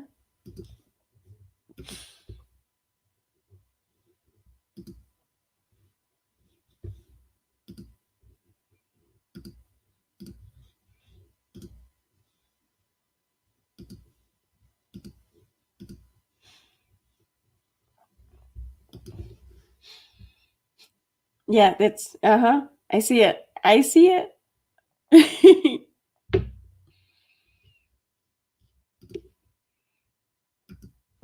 Oh, our heater was broken, but it's clean. We have new windows and everything. Everything's fine.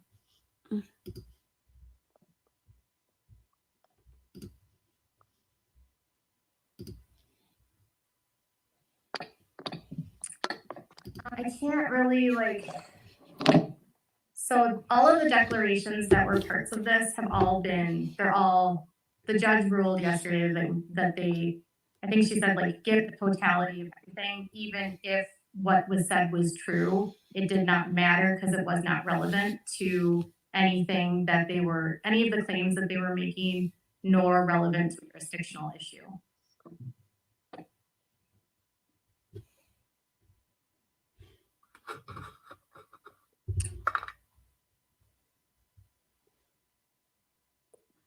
Jurisdiction matters because it depends on what court you're in. Oh, So it's you have okay. to have, it's a federal case, but the court is located in a state. The state itself has to have the jurisdiction over you. Okay, is that so better? If they don't have jurisdiction over you, you can't My go bad. to a court. They can't rule on you if they don't have jurisdiction on you. Oh, Claire, she's like a cartoon. It's funny because she always calls herself she says that she feels like a caricature.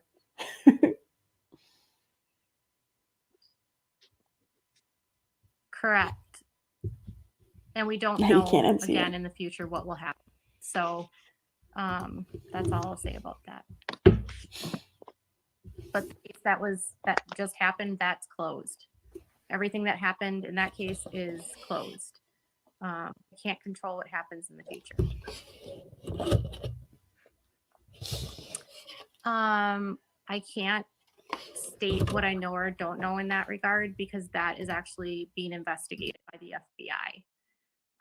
What I can say is that I'm not under investigation by the FBI, nor have I ever been under investigation by the FBI, nor have I ever been considered a suspect in the hacking because I was being hacked and I was being received a lot of threats, but lots of stuff I didn't talk about. But What I want. it's all in the FBI's hands right now. They are doing I don't even know. Did you guys know that you can do a FOIA request with the FBI on yourself for free, and see if maybe the FBI is investigating you or anything? I get so sick and tired of anti-vaxxers telling me that they're reporting me to the FBI that I did a FOIA request on myself, and they didn't report me. But it's pretty cool knowing that you can do that. If I get something, I just send it and I send it over and then they look at it. I really don't know what's going on with that.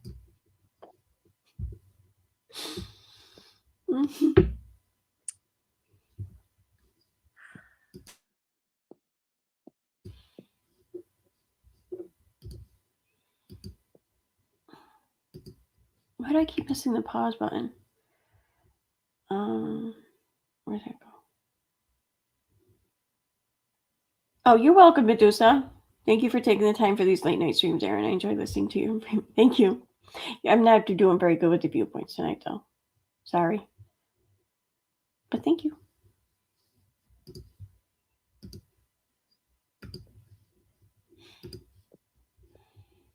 Wait, what? Now I want to. The FBI is actually pretty involved because it involved the threats were against Wait, now you want to know what, like the FBI thing I was talking about? I mean, I can send you the link. It's no big deal. You fill out the form online.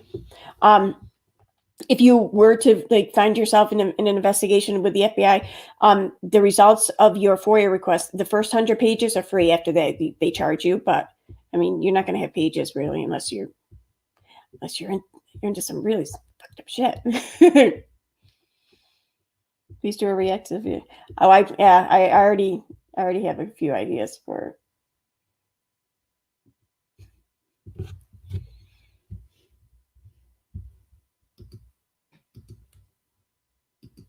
Officers of the court. And so that's why it was taken more seriously.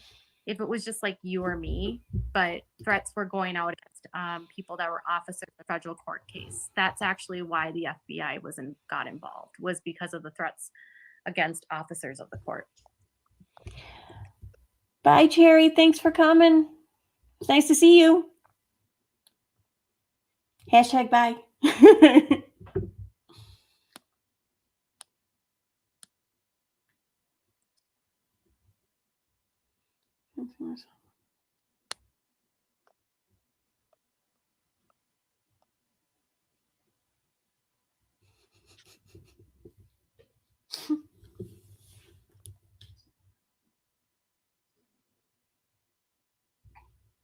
This is playing, right? What the hell?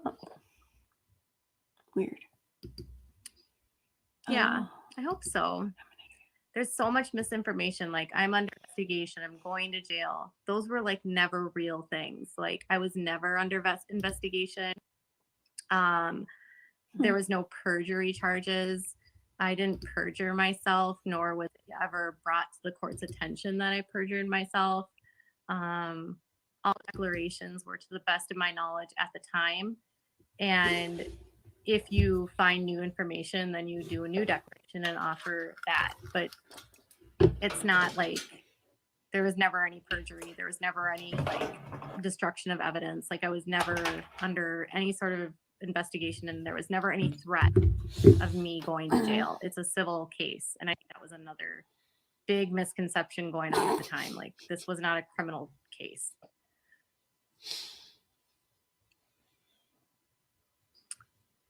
How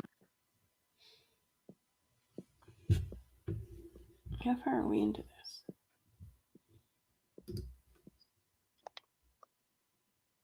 Let's see.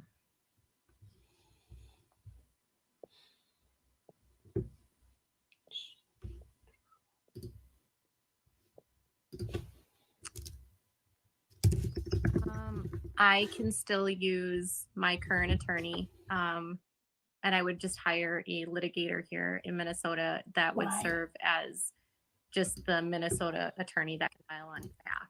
But we will keep, Michael Brown will continue to represent me if anything moves forward, no matter what.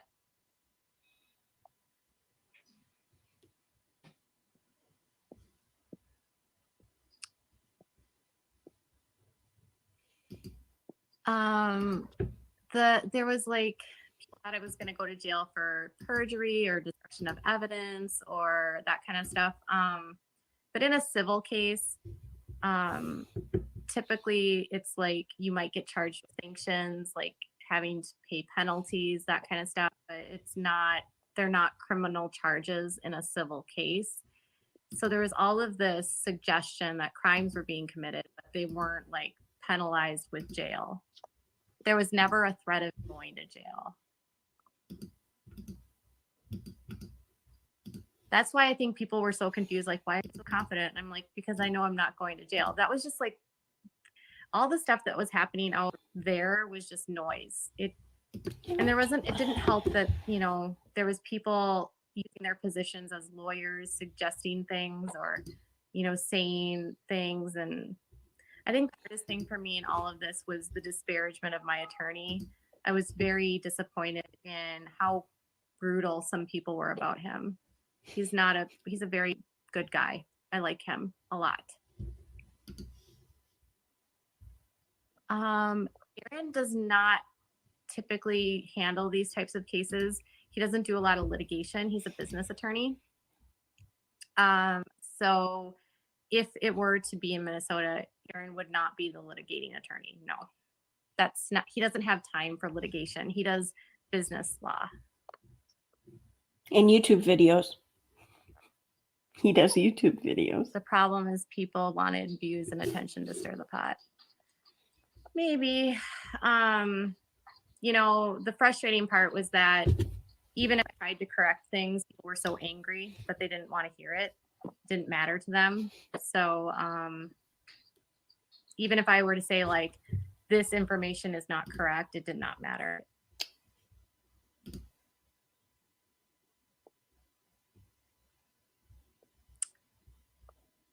Would we consider mediation? I think that's the goal at this point. We would rather have it in some capacity. Yay.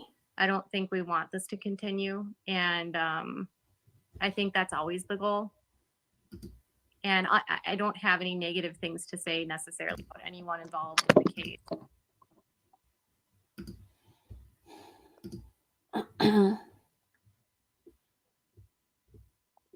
There is insurance, but I was not able to get it because you can't to get the policy ahead of time.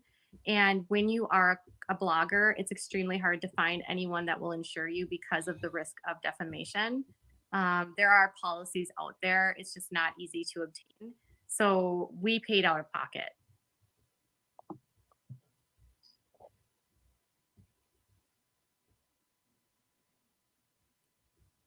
Yeah, people are like this is true, very like, I think the problem with some of the attorneys was they had a bias, and it's fine.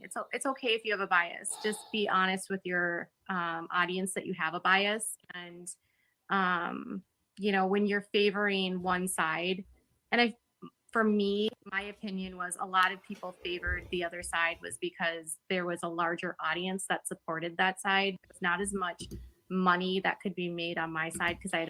The only reason why people might have favored the other side is because they just don't like her. I mean, like if Hitler was on the other side, I'm not sure that she would come out ahead in that one.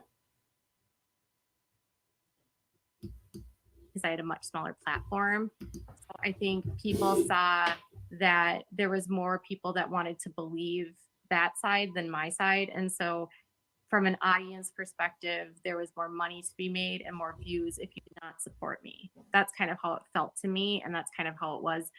That's all I can say about that.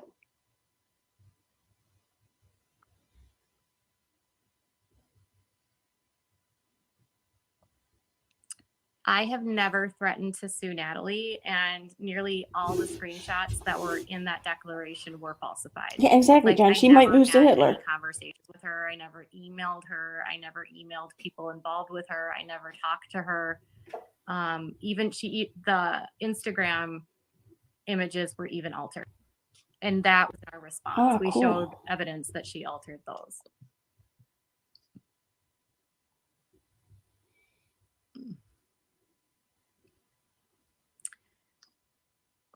There is insurance. It's just very hard to find.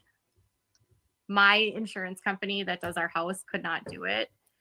I will be like, now this is done in the future, but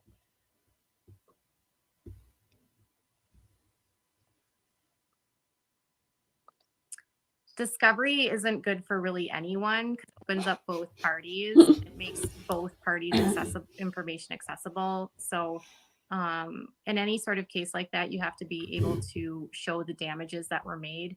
So not only was my information available, but it goes both ways so that you can present like your case. So Hey, moderate. discovery is not great for either side because if you don't want people to know things, public cases are public and it wasn't a sealed case. So that's why most cases don't go to that point because most businesses don't want that to be public. Because anything that goes into a court record is public.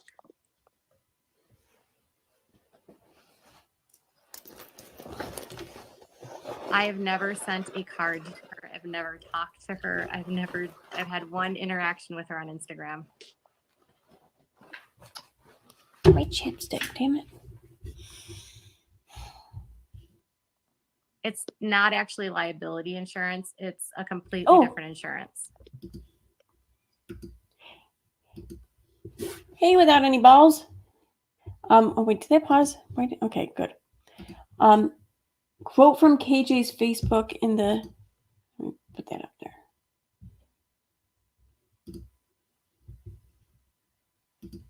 Okay, quote from KJ's Facebook in the Daily Beast article, quote, "I'm so proud of the community that we have built together," unquote. But she was just reporting, not participating. Yep. Thank you. No, yeah, I hear you. You're behind, but thank you though for coming in and sharing that, because yeah, I didn't even know about that. I mean, I knew that she was participating in it. She may not have been. I think she was maybe a little bit leading the charge, but whatever. That could be up for debate. But she was not just like sitting back like some like ant on the wall. Absolutely not. Oh, it's all right, Madra. Thank you though. I mean, I honestly, I like I kind of like it, to be honest with you. Like I said, it's free advertising. Really, it's cool. I'm not going to be one. I don't understand these people saying keep my name out your mouth. No, keep talking. It's cool. I'm good with that.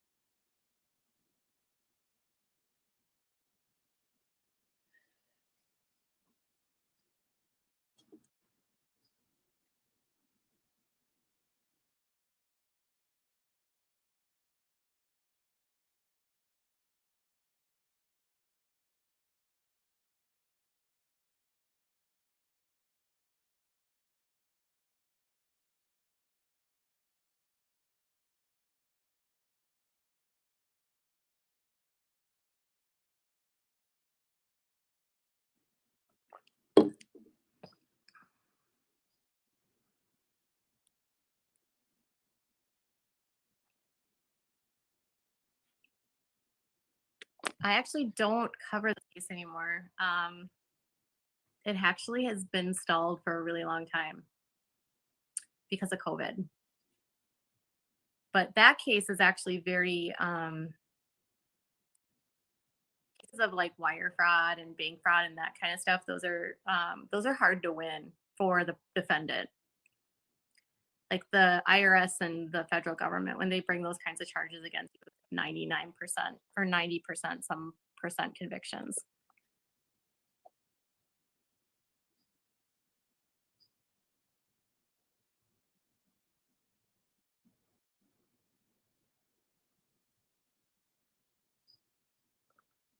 I don't know anything about that. I know that that case is still ongoing, but I don't know anything like about where they're at with that. That case doesn't have anything to do with like me personally. I'm not like involved in that case.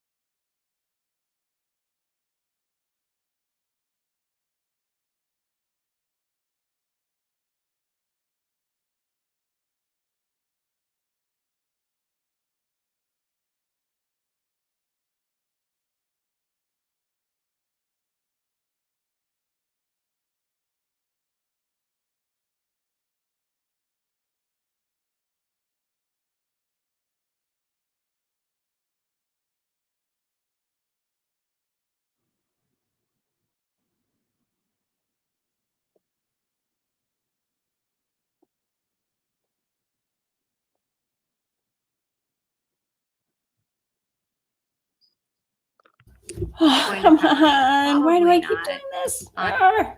Anyways, I'm going to try this again without any balls.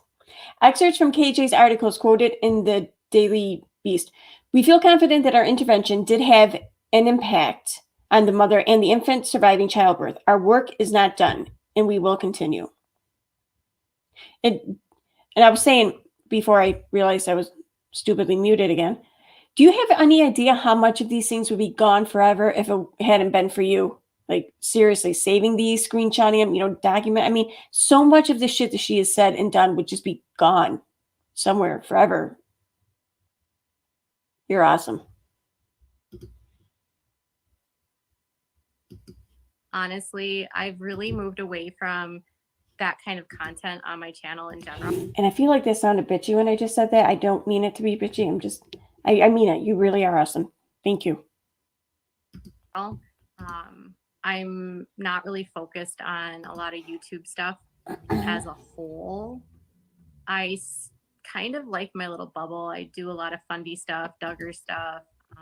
I love the fundy world. It's just a happy space, and I don't feel like the pressure of the noise. Like, I have my little bubble on my channel, and unlikely that I would cover that.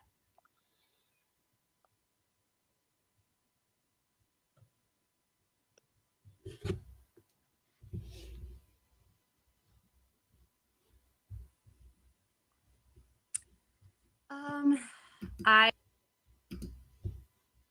I'm not muted, right? Okay. All right. I just want to throw something out there. Her husband, his screen name, my balls are made of crystal. Does anyone else just find it kind of, I don't know, ironic that the majority of her viewers are female? Her husband's in the chat with the screen name, my balls are made of crystal. And she had the nerve to accuse Steve McRae of harassing her because he allegedly said the word penis. I'm just throwing that out there. I am thankful I have a wonderful attorney. The fundy world is fascinating. It is to me. Bye, Glare. Thanks for stopping by. I'll look for your stream tomorrow night. I'll crash your stream. 1,000%.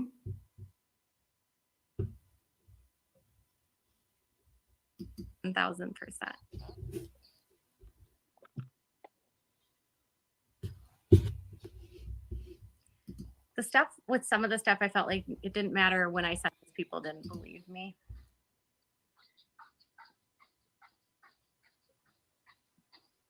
I'm like in this rabbit hole right now with Jeremy Volo's church. Grace Community Church is like a cult. It's wild. And the Duggar stuff is just like, there's so many layers to it. People are always like, but you're always going after the Duggars. But I think if you watch videos, I'm not necessarily like attacking anyone. I just kind of explain, like today I wasn't attacking Jed when I talked about his engagement. We just talked about what was going on. All the marriages and babies and weddings. It's like nonstop.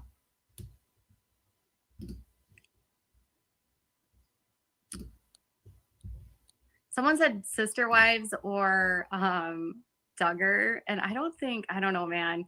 I think I would want to hang out with Christine Brown. I think I'm always pretty obvious that I like her. She's like my favorite. Yeah.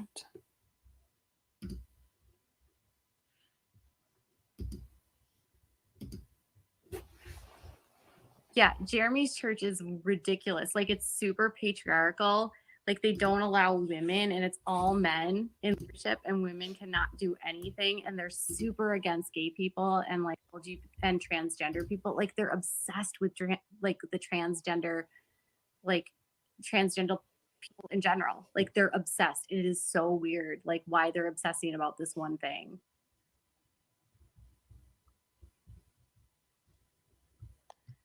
No. Hillsong is more evangelical. So Hillsong is more like one of those types of churches where God is like your savior and I love God, and it's like an intoxicating God. Like, God is not an evil God. Grace Community Church is more of like a brim and fire kind of church where like you're gonna go to hell. Whereas like Hillsong is evangelical and Pentecostal, and so they're more like they speak in tongues and that kind of stuff, worship music, that kind of stuff, where the worship music isn't a part really of the church that Jeremy's a part of.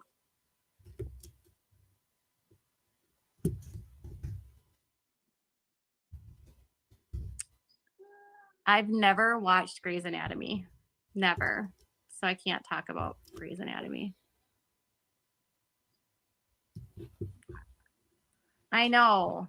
They're so obsessed. They have like an hour and a half discussion about the transgender, like they called it like okay. the transgender agenda or something. I was like, Good idea. I was like listening to them See? talk, and I was like, they cannot be this ridiculous. This is so discriminatory. And they were talking about binary and non-binary. They think that like you're gonna make people that way, like it's like this infection. It's really weird how these people talk about it. Is that too fast?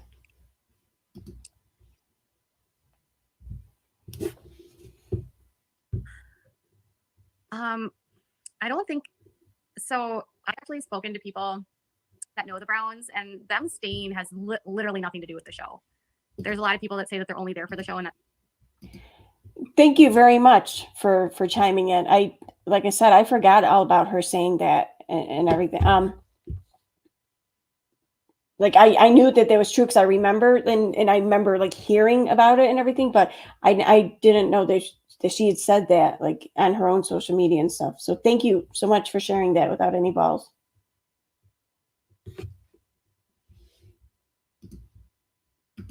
and that's simply not true. They're there because of their covenant, and the women all grew up, except for Janelle, grew up in polygamy, and so from their perspective, they don't believe they can leave or they will be shunned. Where are we here? If anyone were to leave, I think it would be Christine. Christine's mom has left, and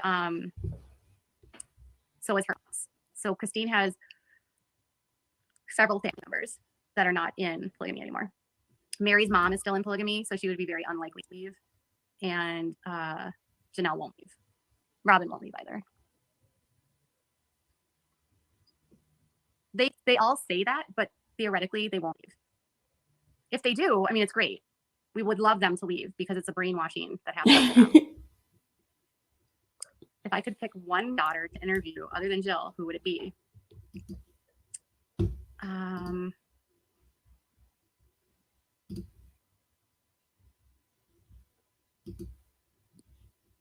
I don't know. The sad is I don't know.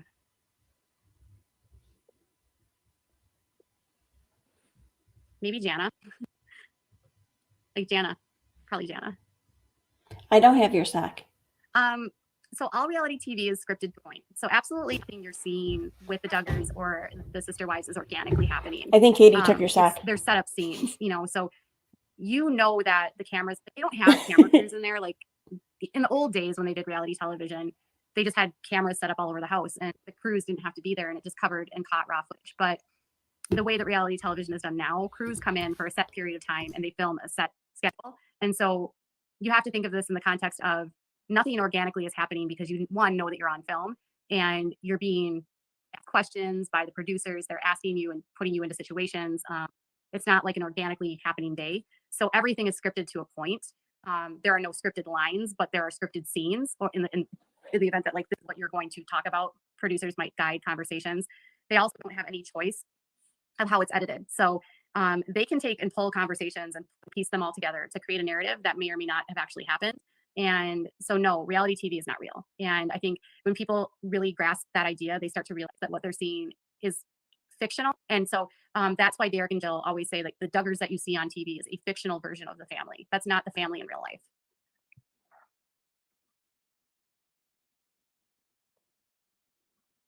Yes, you can ask questions.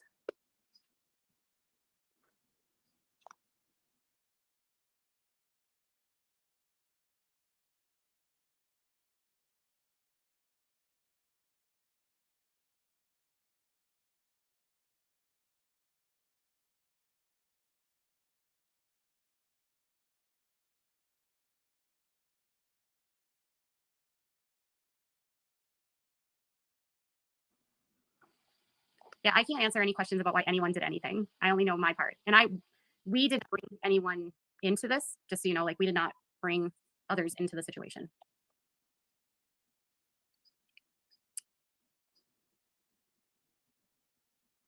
Do you feel Joy has lost her joy since marrying Austin? Yes. So one of her sources actually is friends kind of with all of these people. And God damn it. That has been the biggest thing that's in that community is that Joy has lost her joy. And even people around them say that. So that's not just like a TD thing. They say that she's not who she used to be. And people I've talked to have all described Austin as very serious, controlling. Joy has been described as sort of naive. Some people have suggested that she may have had some learning disabilities and had struggles doing some stuff in her life. And so she. Well, I don't know if they're still in here, but when I was muted, I was saying good night to MM Maloney. Thanks for coming. If you're still here, sorry. I did say it earlier, but I didn't unmute myself. Funny, KJ didn't address how her anonymous source claimed they saw the lawsuit filed at the courthouse when yeah. That's why, like later on in this video here, when she's talking about the police report that I got on about her, she goes on to say that someone had to have went to the department in person to get the records because the lady at the department or whatever assured Katie that no, these can't be just like sent over the phone. These can't be sent in the mail. They can't be, they have to be picked up in person. And it's like, I'm hearing her say this. I'm like, she knows she's full of shit, right? I mean, she has to know that I know this. She has to know that people will know this, but I'm not so sure that she knows that.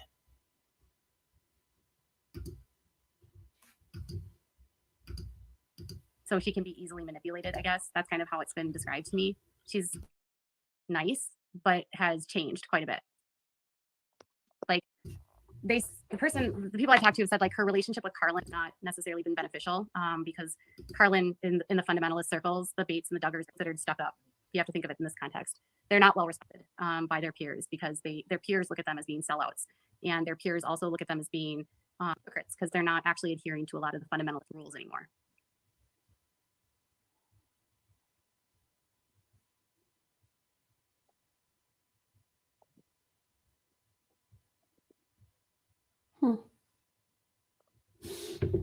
Yeah, we don't know anything at this point.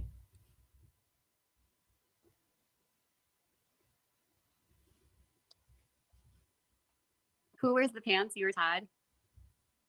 I think we have a pretty equal relationship. Like he's the kind of guy that will,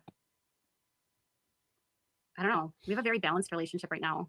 I work and he just launched a new business. So he's getting that up and running. And he manages nearly the first like 7 years of my son's life. I did everything. And it's kind of shifted to him sort of managing a lot of the stuff that I had been managing, which has been a huge change for us. But yeah, I think we're pretty balanced. I don't know. He's in the chat. He can answer that. I think there's some things that I'm like more like hard on, and then there's things that he's more on. She said like, hard on.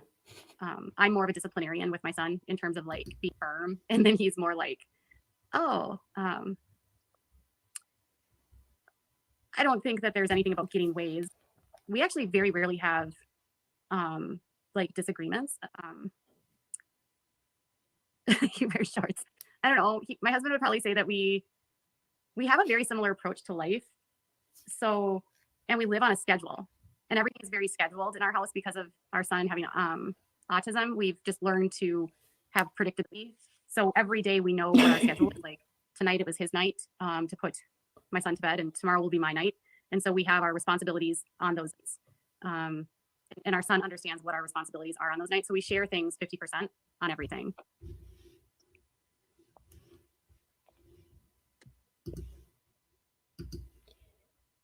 Yeah, I always forget the mute button, even when like I am like really paying attention and of sound mind.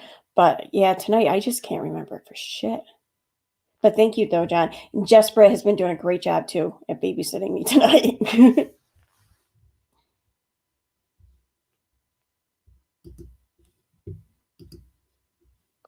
Yes, autism makes your life extremely scheduled. And there's like these critics that'll be like, can't you not talk about autism?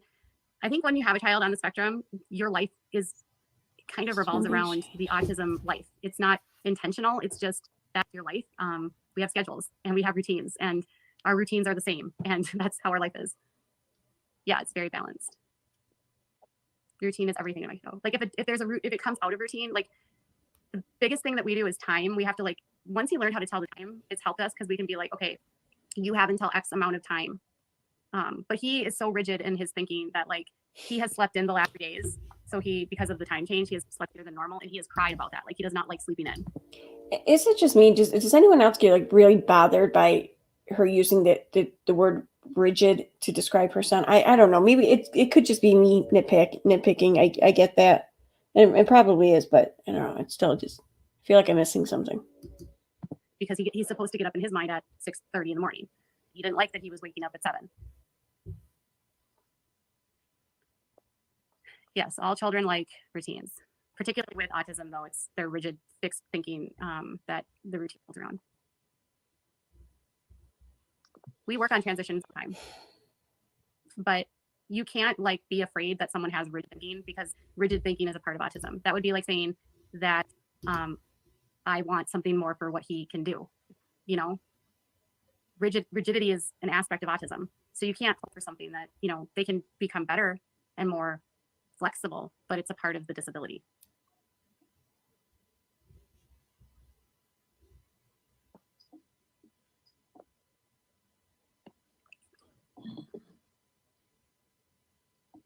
But we talk about flexibility with noodles.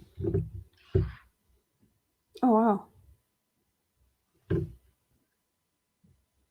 I think it's been more toxic, 1000%.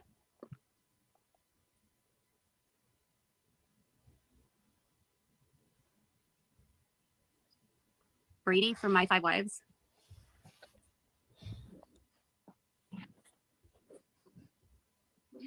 Okay, I think you're implying that I'm giving in to him, and that's simply not true. So please don't assign.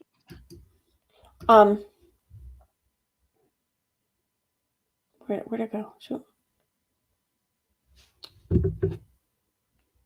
Oh, Christ conflict. Yeah, I wouldn't doubt she is on the spectrum. I've wondered that too. I though again, I'm not an expert in any way, shape, or form, nor should I even be listened to probably. But yeah. No, I forget what I was saying.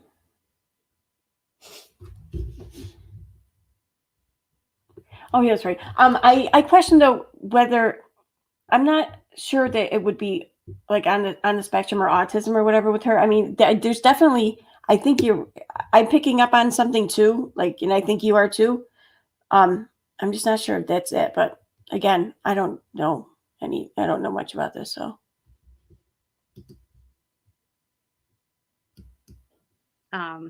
Things to me because based on an answer. That's kind of Hey, Edity I'm not going Stalker. to give everybody all of the details of my son's life.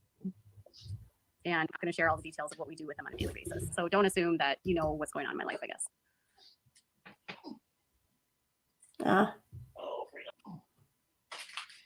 Like the way that this is actually phrased, there is no growth, implies that you believe that I am.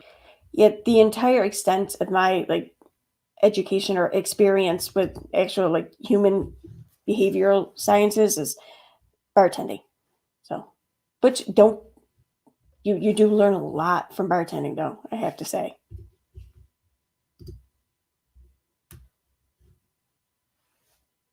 Yeah, no, I wouldn't say. Yeah, I wouldn't blame her behavior on any conditions. I think I wonder if there is something there that's maybe, I don't know, underlying or maybe even undiagnosed or whatever that might help contribute to the complete and total lack of insight and understanding. I don't know.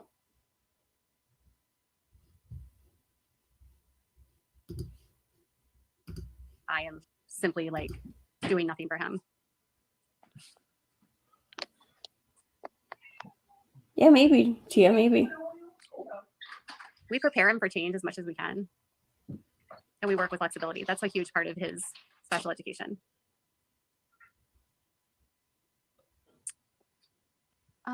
We will see. Hey, Gertie.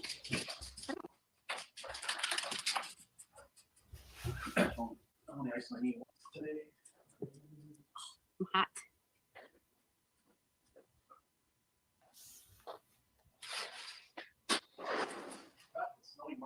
Snowing marshmallows. Yeah. If not that, Anytime then that I'm like direct with definitely people and I borderline. share directness, I'm admittedly harsh. So that's just me being direct. And I apologize if that came off as harsh.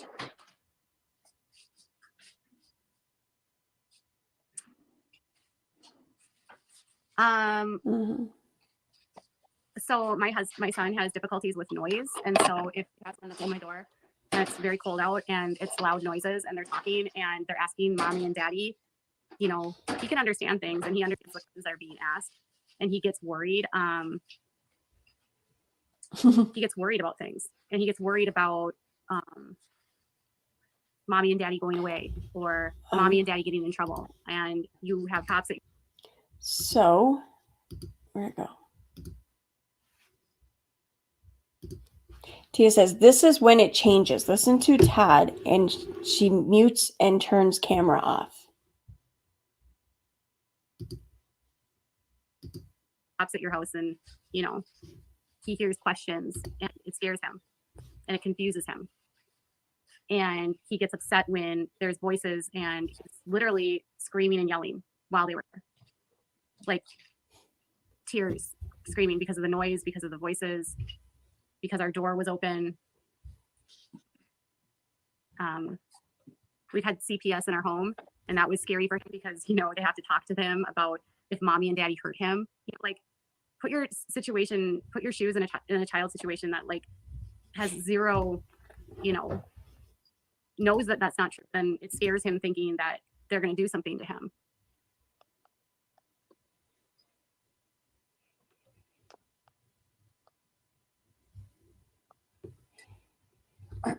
It's not the norm to have cops at your house. It's also not the norm to have CPS in your home, and every time it's false. So he gets overwhelmed by that kind of stuff. No, there was no sirens. It's the noise of like the voices and the questions. I mean, he's 8. He understands questions. He understands. He like understands if they're saying like, "Daddy hit you," you know. And then if you have someone that loves their daddy, and the person is asking you if they hit you, and then you're just put yourself in the shoes of a child who isn't being abused. That upset him that first time. That he was very upset when that woman from CPS said like that in the report that I punched him or whatever. Yeah. He got really upset. My dad wouldn't do that. Like when Why would somebody say that? He got really so upset because CPS came here and they said that someone said that he had hit them because they put out this audio of my son having a meltdown, which happens with autistic children. And they said that my husband punched him, and so they had to ask him that question, and he got really upset. And he was just like, "My daddy would never hit me. Like, why would someone say that about my daddy?"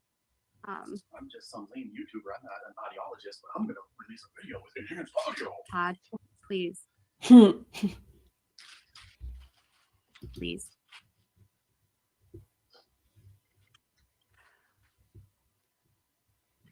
I'm done. Right. And I think it's actually really almost, someone was calling it like a microaggression against like people with disabilities. But I think it is really discriminatory when and stigmatizing when people hear an autism meltdown and immediately want to call the cops. It places families that are already in a very vulnerable situation in a very precarious situation, because children with autism down and yell and scream, and just because a child is yelling and screaming doesn't mean that anything's happening. Like our child, when he is melting down, doesn't want us to touch us. So if we even touch him, he'll be like, "Don't touch me," because he doesn't want to physically be touched, even like with a hug, you know?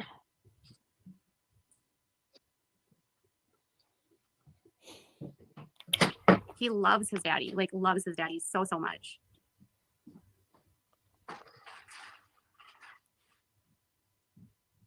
I'm like the same way. When I'm upset, I don't like to be touched either. And so I like to be like, "Don't touch me," kind of thing. And so like they hear him saying that and they think immediately that it's like, "Oh, my husband touched him." But it's like, you know, we had to sit down with CPS, and CPS is like, "Well, you're going to agree not to hit him." And we're like, "We're not going to agree not to hit him because we never hit him." You know, like I'm not going to agree to doing something that I didn't do. And my son's like, he has never hit me. There's this other misconception that I said my son was nonverbal, and I've never said that my son was nonverbal. You probably said he was nonverbal for quite a while. He was nonverbal for a very long time. He didn't talk until he was almost 5, actually. Oh yeah. There was a time where we believed he would be nonverbal because he was not speaking at all, and he had very limited dialogue. But once he got his shunt when he was 5 and his feeding tube. Just Brett, I just saw the DM you sent me. Like, I don't know, an hour and 5 minutes ago. Sorry. I wasn't on Twitter. Thank you, though. tube, he started speaking more. He had a verbal explosion, it's called. But he was nonverbal for quite some time, but I've never said he was nonverbal. And that would be bizarre to say that. Bizarre. Cuck services. Hear what they want to, and then they run it. My son hates sirens. He hates like dogs barking. He hates noise. He gets scared of people he doesn't know. And when cops are coming here, they're not coming here for like to be your friend, you know, like I think it's quite different. But he was very upset with the CPS. We did think he was misdiagnosed, but that was because our doctors told us that. So they like to bring that up too. But I think anyone that likes to poke discrepancies and stuff is being incredibly ableist, and there's being People brought it up because you never addressed it. You never explained it. You never corrected it. And then when people started bringing it up, you just still kept ignoring it. I mean, that's why people are bringing it up. ableist and stigmatizing chronic illness, because anyone that has chronic illness knows that it can take time to find the proper diagnosis. And I've been very clear in the past on our struggle to figure out what was going on with him. And he received an autism diagnosis, and then he was diagnosed with hydrocephalus. And there was some back and forth between doctors of it wasn't this and it wasn't that, and they said he didn't have it. And then, you know, that happens so much when it comes to when we have 12 specialists. So when you have 12 specialists and 12 opinions. Do I have to turn that one off? Yeah. So he watches, who does he watch? He watches The Gaming Beaver, Pungence. He watches some Godzilla animations. He watches this kid that plays Minecraft. I feel like we're just opening up ourselves to more. Shh, don't.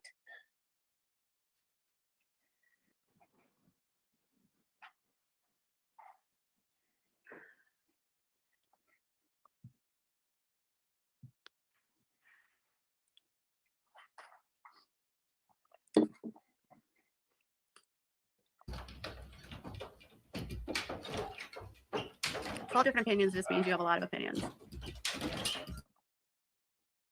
But everything now is great. My husband's just very agitated right now because people have been really cruel. Can you go back? Yeah, I can go back. He's not an angry person. He's angry about what's happened. It's perfectly understandable. He's not an angry opinions. Is that back enough, or 12 different opinions just means you have a lot of opinions. But everything now is great. My husband's just very agitated right now because people have been really cruel. So if you need me to go back further, let me know. He's angry about what's happened. It's perfectly understandable for a father to be angry when people level horrible accusations at him. Yes. It's perfectly understandable. Yes. I'm not apologizing. I know.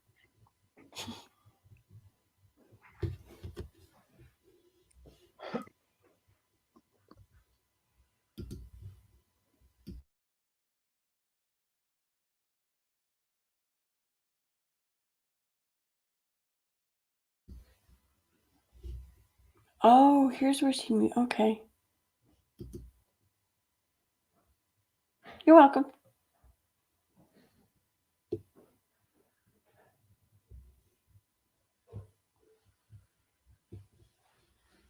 Sorry. Hey, guys.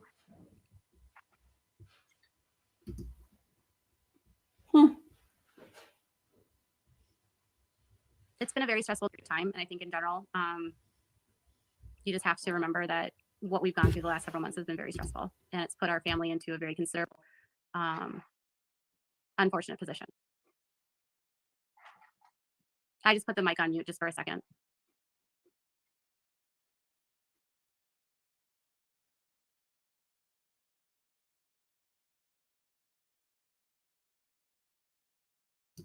Yay, I remembered to turn it off. Yay. Just letting you guys know, we're at the 1 hour 17 mark of the video. And when I started playing this from the very beginning, I started at the 129 mark. So there's like 12 minutes left. So just letting you guys know. That's all.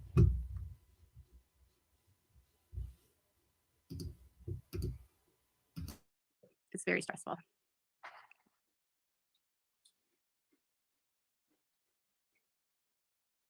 And he's a protector. So he likes to protect us.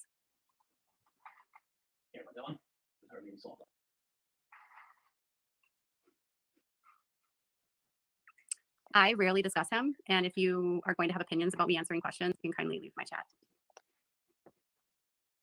I was answering questions about CPS and what that experience was, and it was terrible.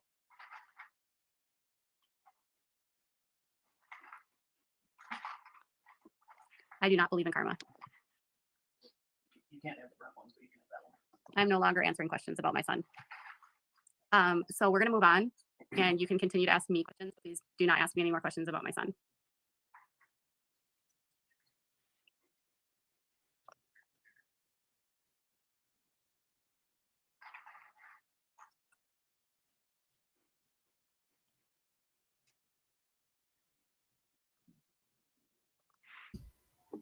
God damn it.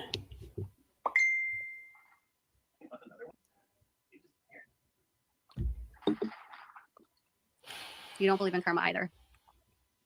Oh, no. We have been married for 10 years. Is he trying to get in or get Yes, he wants to come in. out? Gotta let him out. The kitty cat wants to come in. He's right at the front step. He doesn't go out very far in the winter. So Nadia just sent me the package of confections from Australia. And she sent me these like fizzies. I've never had them before, but I ate them so fast. Like whatever they were like taffy, like stuff that had the stuff that fizzed in the middle. They were so good. And she sent me these things that looked like really big Skittles, like really big Skittles. That's what they tasted like. I don't know what they reminded me of, just a big Skittle. I don't know what they were actually called. And then she sent me these coconut things, like wafers with chocolate. And every time she sends me like every time she sent me candy from like Australia, I'm like, please send that again. My favorite thing she sent me were these like tiny little Dude, Cadbury you're killing me, Bears Christ. with, Oh my God, it's gross. Ellen's lollies. Come on. Is that what I was eating? They're like circular, they're big, but they taste like Skittles. They're sour and they're really good. And then the fizzies, whatever those were really good. Yeah. She sent me a bunch of masks too. I tried the 14. I tried the gold one. It hurt. The gold mask. But the hydrating masks feel really, really good on my skin. So yeah, Nadia has been a moderator for me for a long, long time. I love her. I'll put up there. Okay. Butterfly kisses. This is very telling of toxic communication skills. She obviously feared that what her own husband would say, yet nothing off limits for her. Not even her in-laws. She respects nobody. There's I can think of just like 3 other instances where she has hit the mute button when he would start speaking his mind. And this is so true.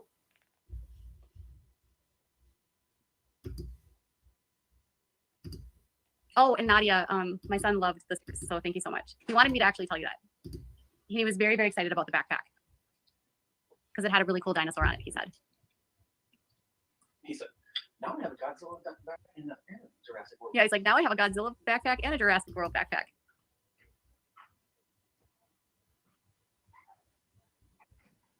Have I done a magnetic mask yet? No. I have done... I got a door one, which is like a gel mask. I do clay masks. I have a pore scrub mask.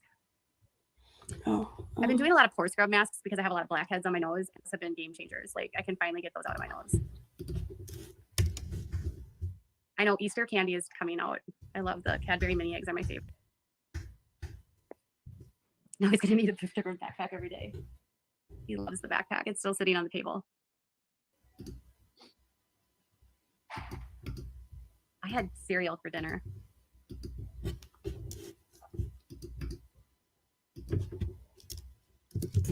Cadbury mini eggs are like my favorite.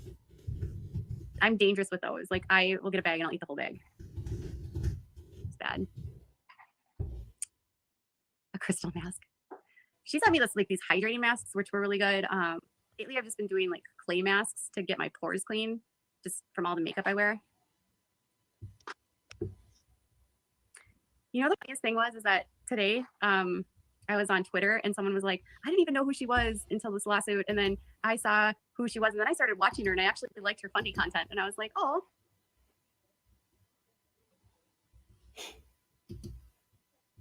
Thank you, Kesh. Why? Keisha. Why Appreciate would? it. Why would people start watching her for funny content? I mean, there's so many other people you could get that from. Why would you do that to yourself? Sour gushers. Oh, those sound so good. My husband's like a sweet tooth, but our sweet tooths are so different. Like I like sour things and he likes like licorice or chocolate and dark chocolate. So he goes grocery shopping most of the time. So like my sweet tooth, like I like sour candy and we rarely get sour candy. But it's good because if we had sour candy in the house, I would just nonstop. I guess I'm learning something about you every day. Like if you came home with like sour Skittles, I wouldn't complain. Well, good enough. Noted. Duly noted. Have a hero. I spent, oh, wait a minute. Let me pull it up. I spent 4 years learning how to communicate with my ex's kid. Once I made the breakthrough, it was amazing how we bonded. Aw, I love hearing that. That's awesome.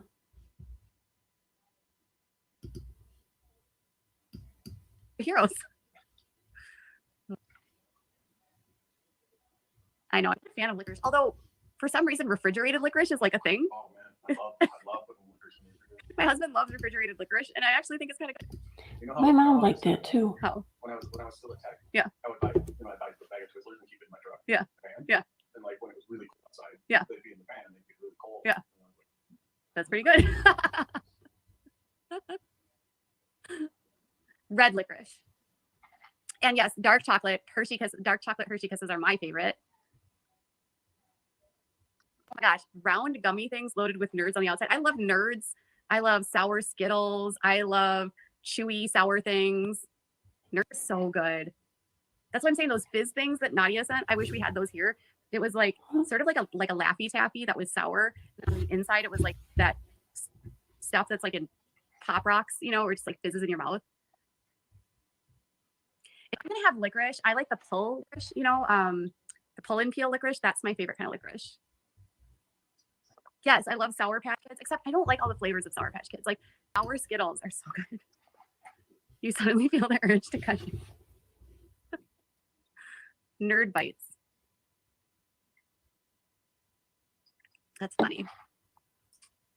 Can I say the funniest moment for me in this entire several months has been there was this huge blow up in the anti-Katie Joy community, which is like a thing.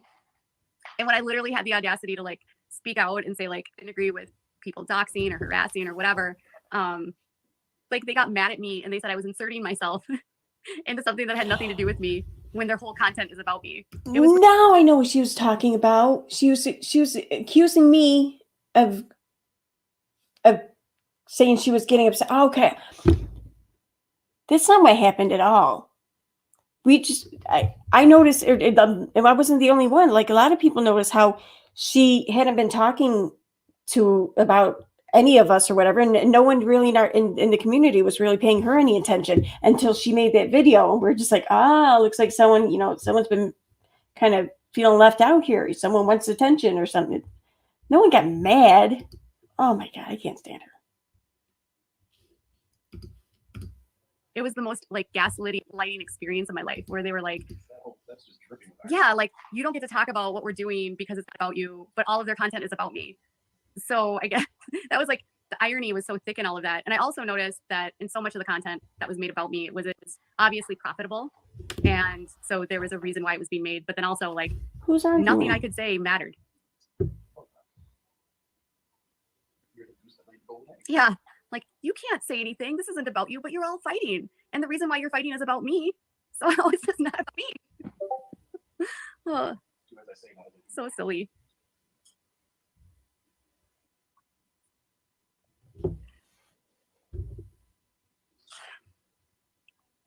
Ooh. There's this one channel. I don't know what she goes by, EK something. Her name is Erin Costello. And she has been like stalking me for years. And I can't believe people even watch her. But she like called my husband's friends She like got my rape records. She's obtained all this stuff about me, and then she gets on me for covering stuff. It's just very hypocritical. And she's the one that got mad that I was like talking about what was going on in the anti-Katie community, making it about me. Because I was telling that kills me. Literally, mad wasn't even a thought. It was just funny how it was like she was thirsty for our attention, and she was just like trying to get it. It was funny. We were mocking her.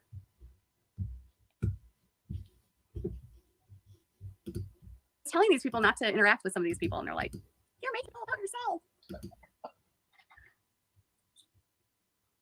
I mean, and then they'll be like, "You're doing that just like they do to the Duggars," and I'm like, "Yeah," she said, "My last name is is whatever." Like, I'm not in a cult. Like, I'm not on a reality show. But whatever. I feel like the anti-Katie community is more of a cult than I am. Is that a thing? I've heard the haters are really bad. Like, they're really mean to people. I don't know. I have my YouTube channel that I watch things, videos on or whatever, but I'm not even on that one anymore. This is the only YouTube channel I've had where I've uploaded anything, and yeah, pretty much the size you see it now is as big as it's been. I mean, I didn't hit 1,000 subs until I want to say like the third week of November. It's amazing how she just makes shit up and she goes. Not just me. I just can't imagine going into a police station or calling a police station to get somebody's rape investigation. That's like honestly a line I would definitely not cross to prove if somebody was lying about their rape. That is definitely a line I would never cross when it comes to sexual assault. Like, I would not seek out a case that was not prosecuted. Well, didn't that person from the departments? Like, yeah, and the police officer at the department said that at least 2 people, had to go to the police station to get the records. They would not give them over the phone, and they would not mail them. She is such a liar. To get them, they told me, because I filed a complaint, and they said, no, people came into the station to get these records. Yeah, no, I did not fly from New York to Minnesota to get the records in person. She's full of shit. But it was after you talked about her some, yeah.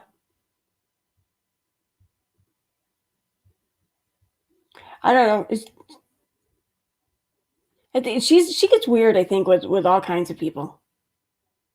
I mean, I definitely don't stand out or anything like that with who she dislikes and everything. But for some reason, though, it seemed like for a while there, she just didn't want to, like, I don't know. She didn't want to get involved or something. I don't know.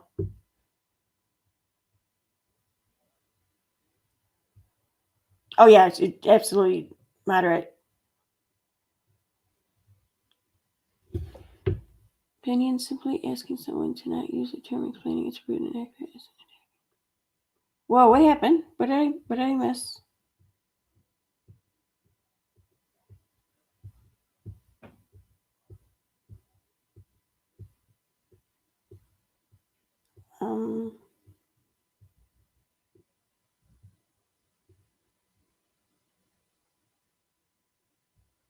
Okay,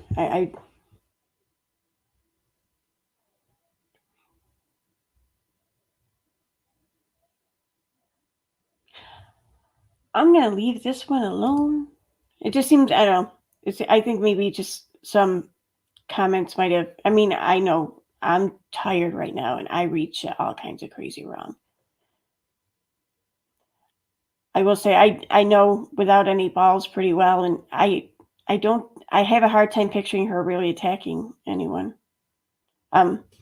If something came across that way, I assure you, I will go out and vouch for her. I assure you that was not her intention. Okay, too much has been said. Okay, that sounds good. All right, I'm gonna see my way out on that one. Thank you. Thanks for that out, Jennifer.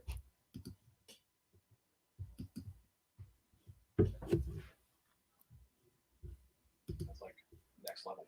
And they accuse me of doing stalker stuff, and I'm like, I've never walked into somebody's like police station to get a rape investigation of a case that was never prosecuted.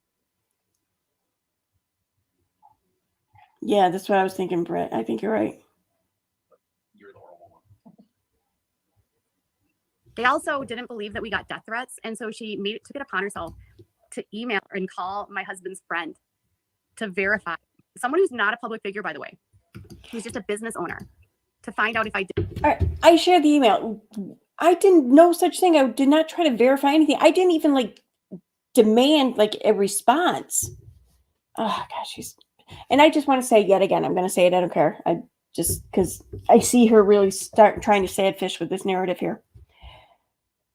Obtaining her records. Obtaining her records was never about her story. I never once questioned it. I believe her story. I believe everything in the report, all of it. The only thing that I was bringing attention to was something she started saying about 10 years after the fact. She started then saying how the investigating officer was had threatened her, was called her a liar, and how the police department had mishandled things, and that's what I was calling attention to. And she accused the officer of saying and doing all these things while she was trying to, while she was making this report. How else am I supposed to, I don't know, try to find information on that to try to confirm or deny what confirm or deny what it is she's claiming? How else am I going to do that if I don't try to get the detectives like information and notes and everything on the case? That's what I went after. That's what I got. And also too, I want to say she did file a complaint on that officer in which her complaint was completely unfounded. He was cleared. So I just want to throw that out there because she really tried. I think him and the department, she really tried to just ruin their name, basically. How long to your next ET? I just uploaded one like yesterday, I think maybe, or the day before. I think it might have been Monday. So actually, now that I have some really good material to work with here, I'm probably get that up in the next couple of days. It's 5 a.m. here though, so I'm going to end this stream in a minute, and then I'm going to go to bed for a little bit. But I don't have to work today, so maybe I'll work on it tonight. Maybe get it out tomorrow. We'll see.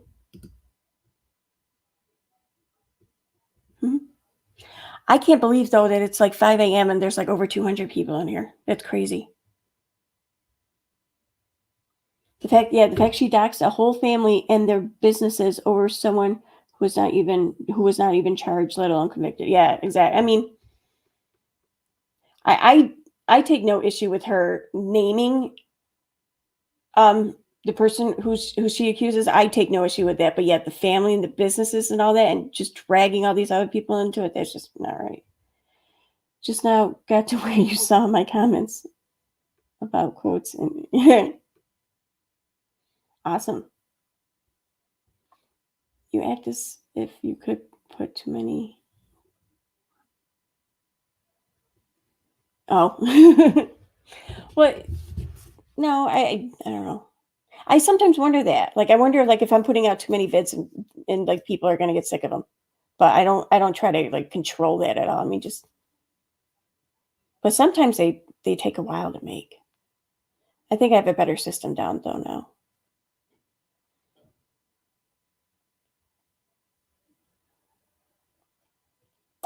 Okay, so yes, I'm going to end the stream now. I'm going to go lay down. So, but thank you everyone for being here. Thank you for watching this with me and hanging out and chatting with me. And I'll see you guys all later. Bye.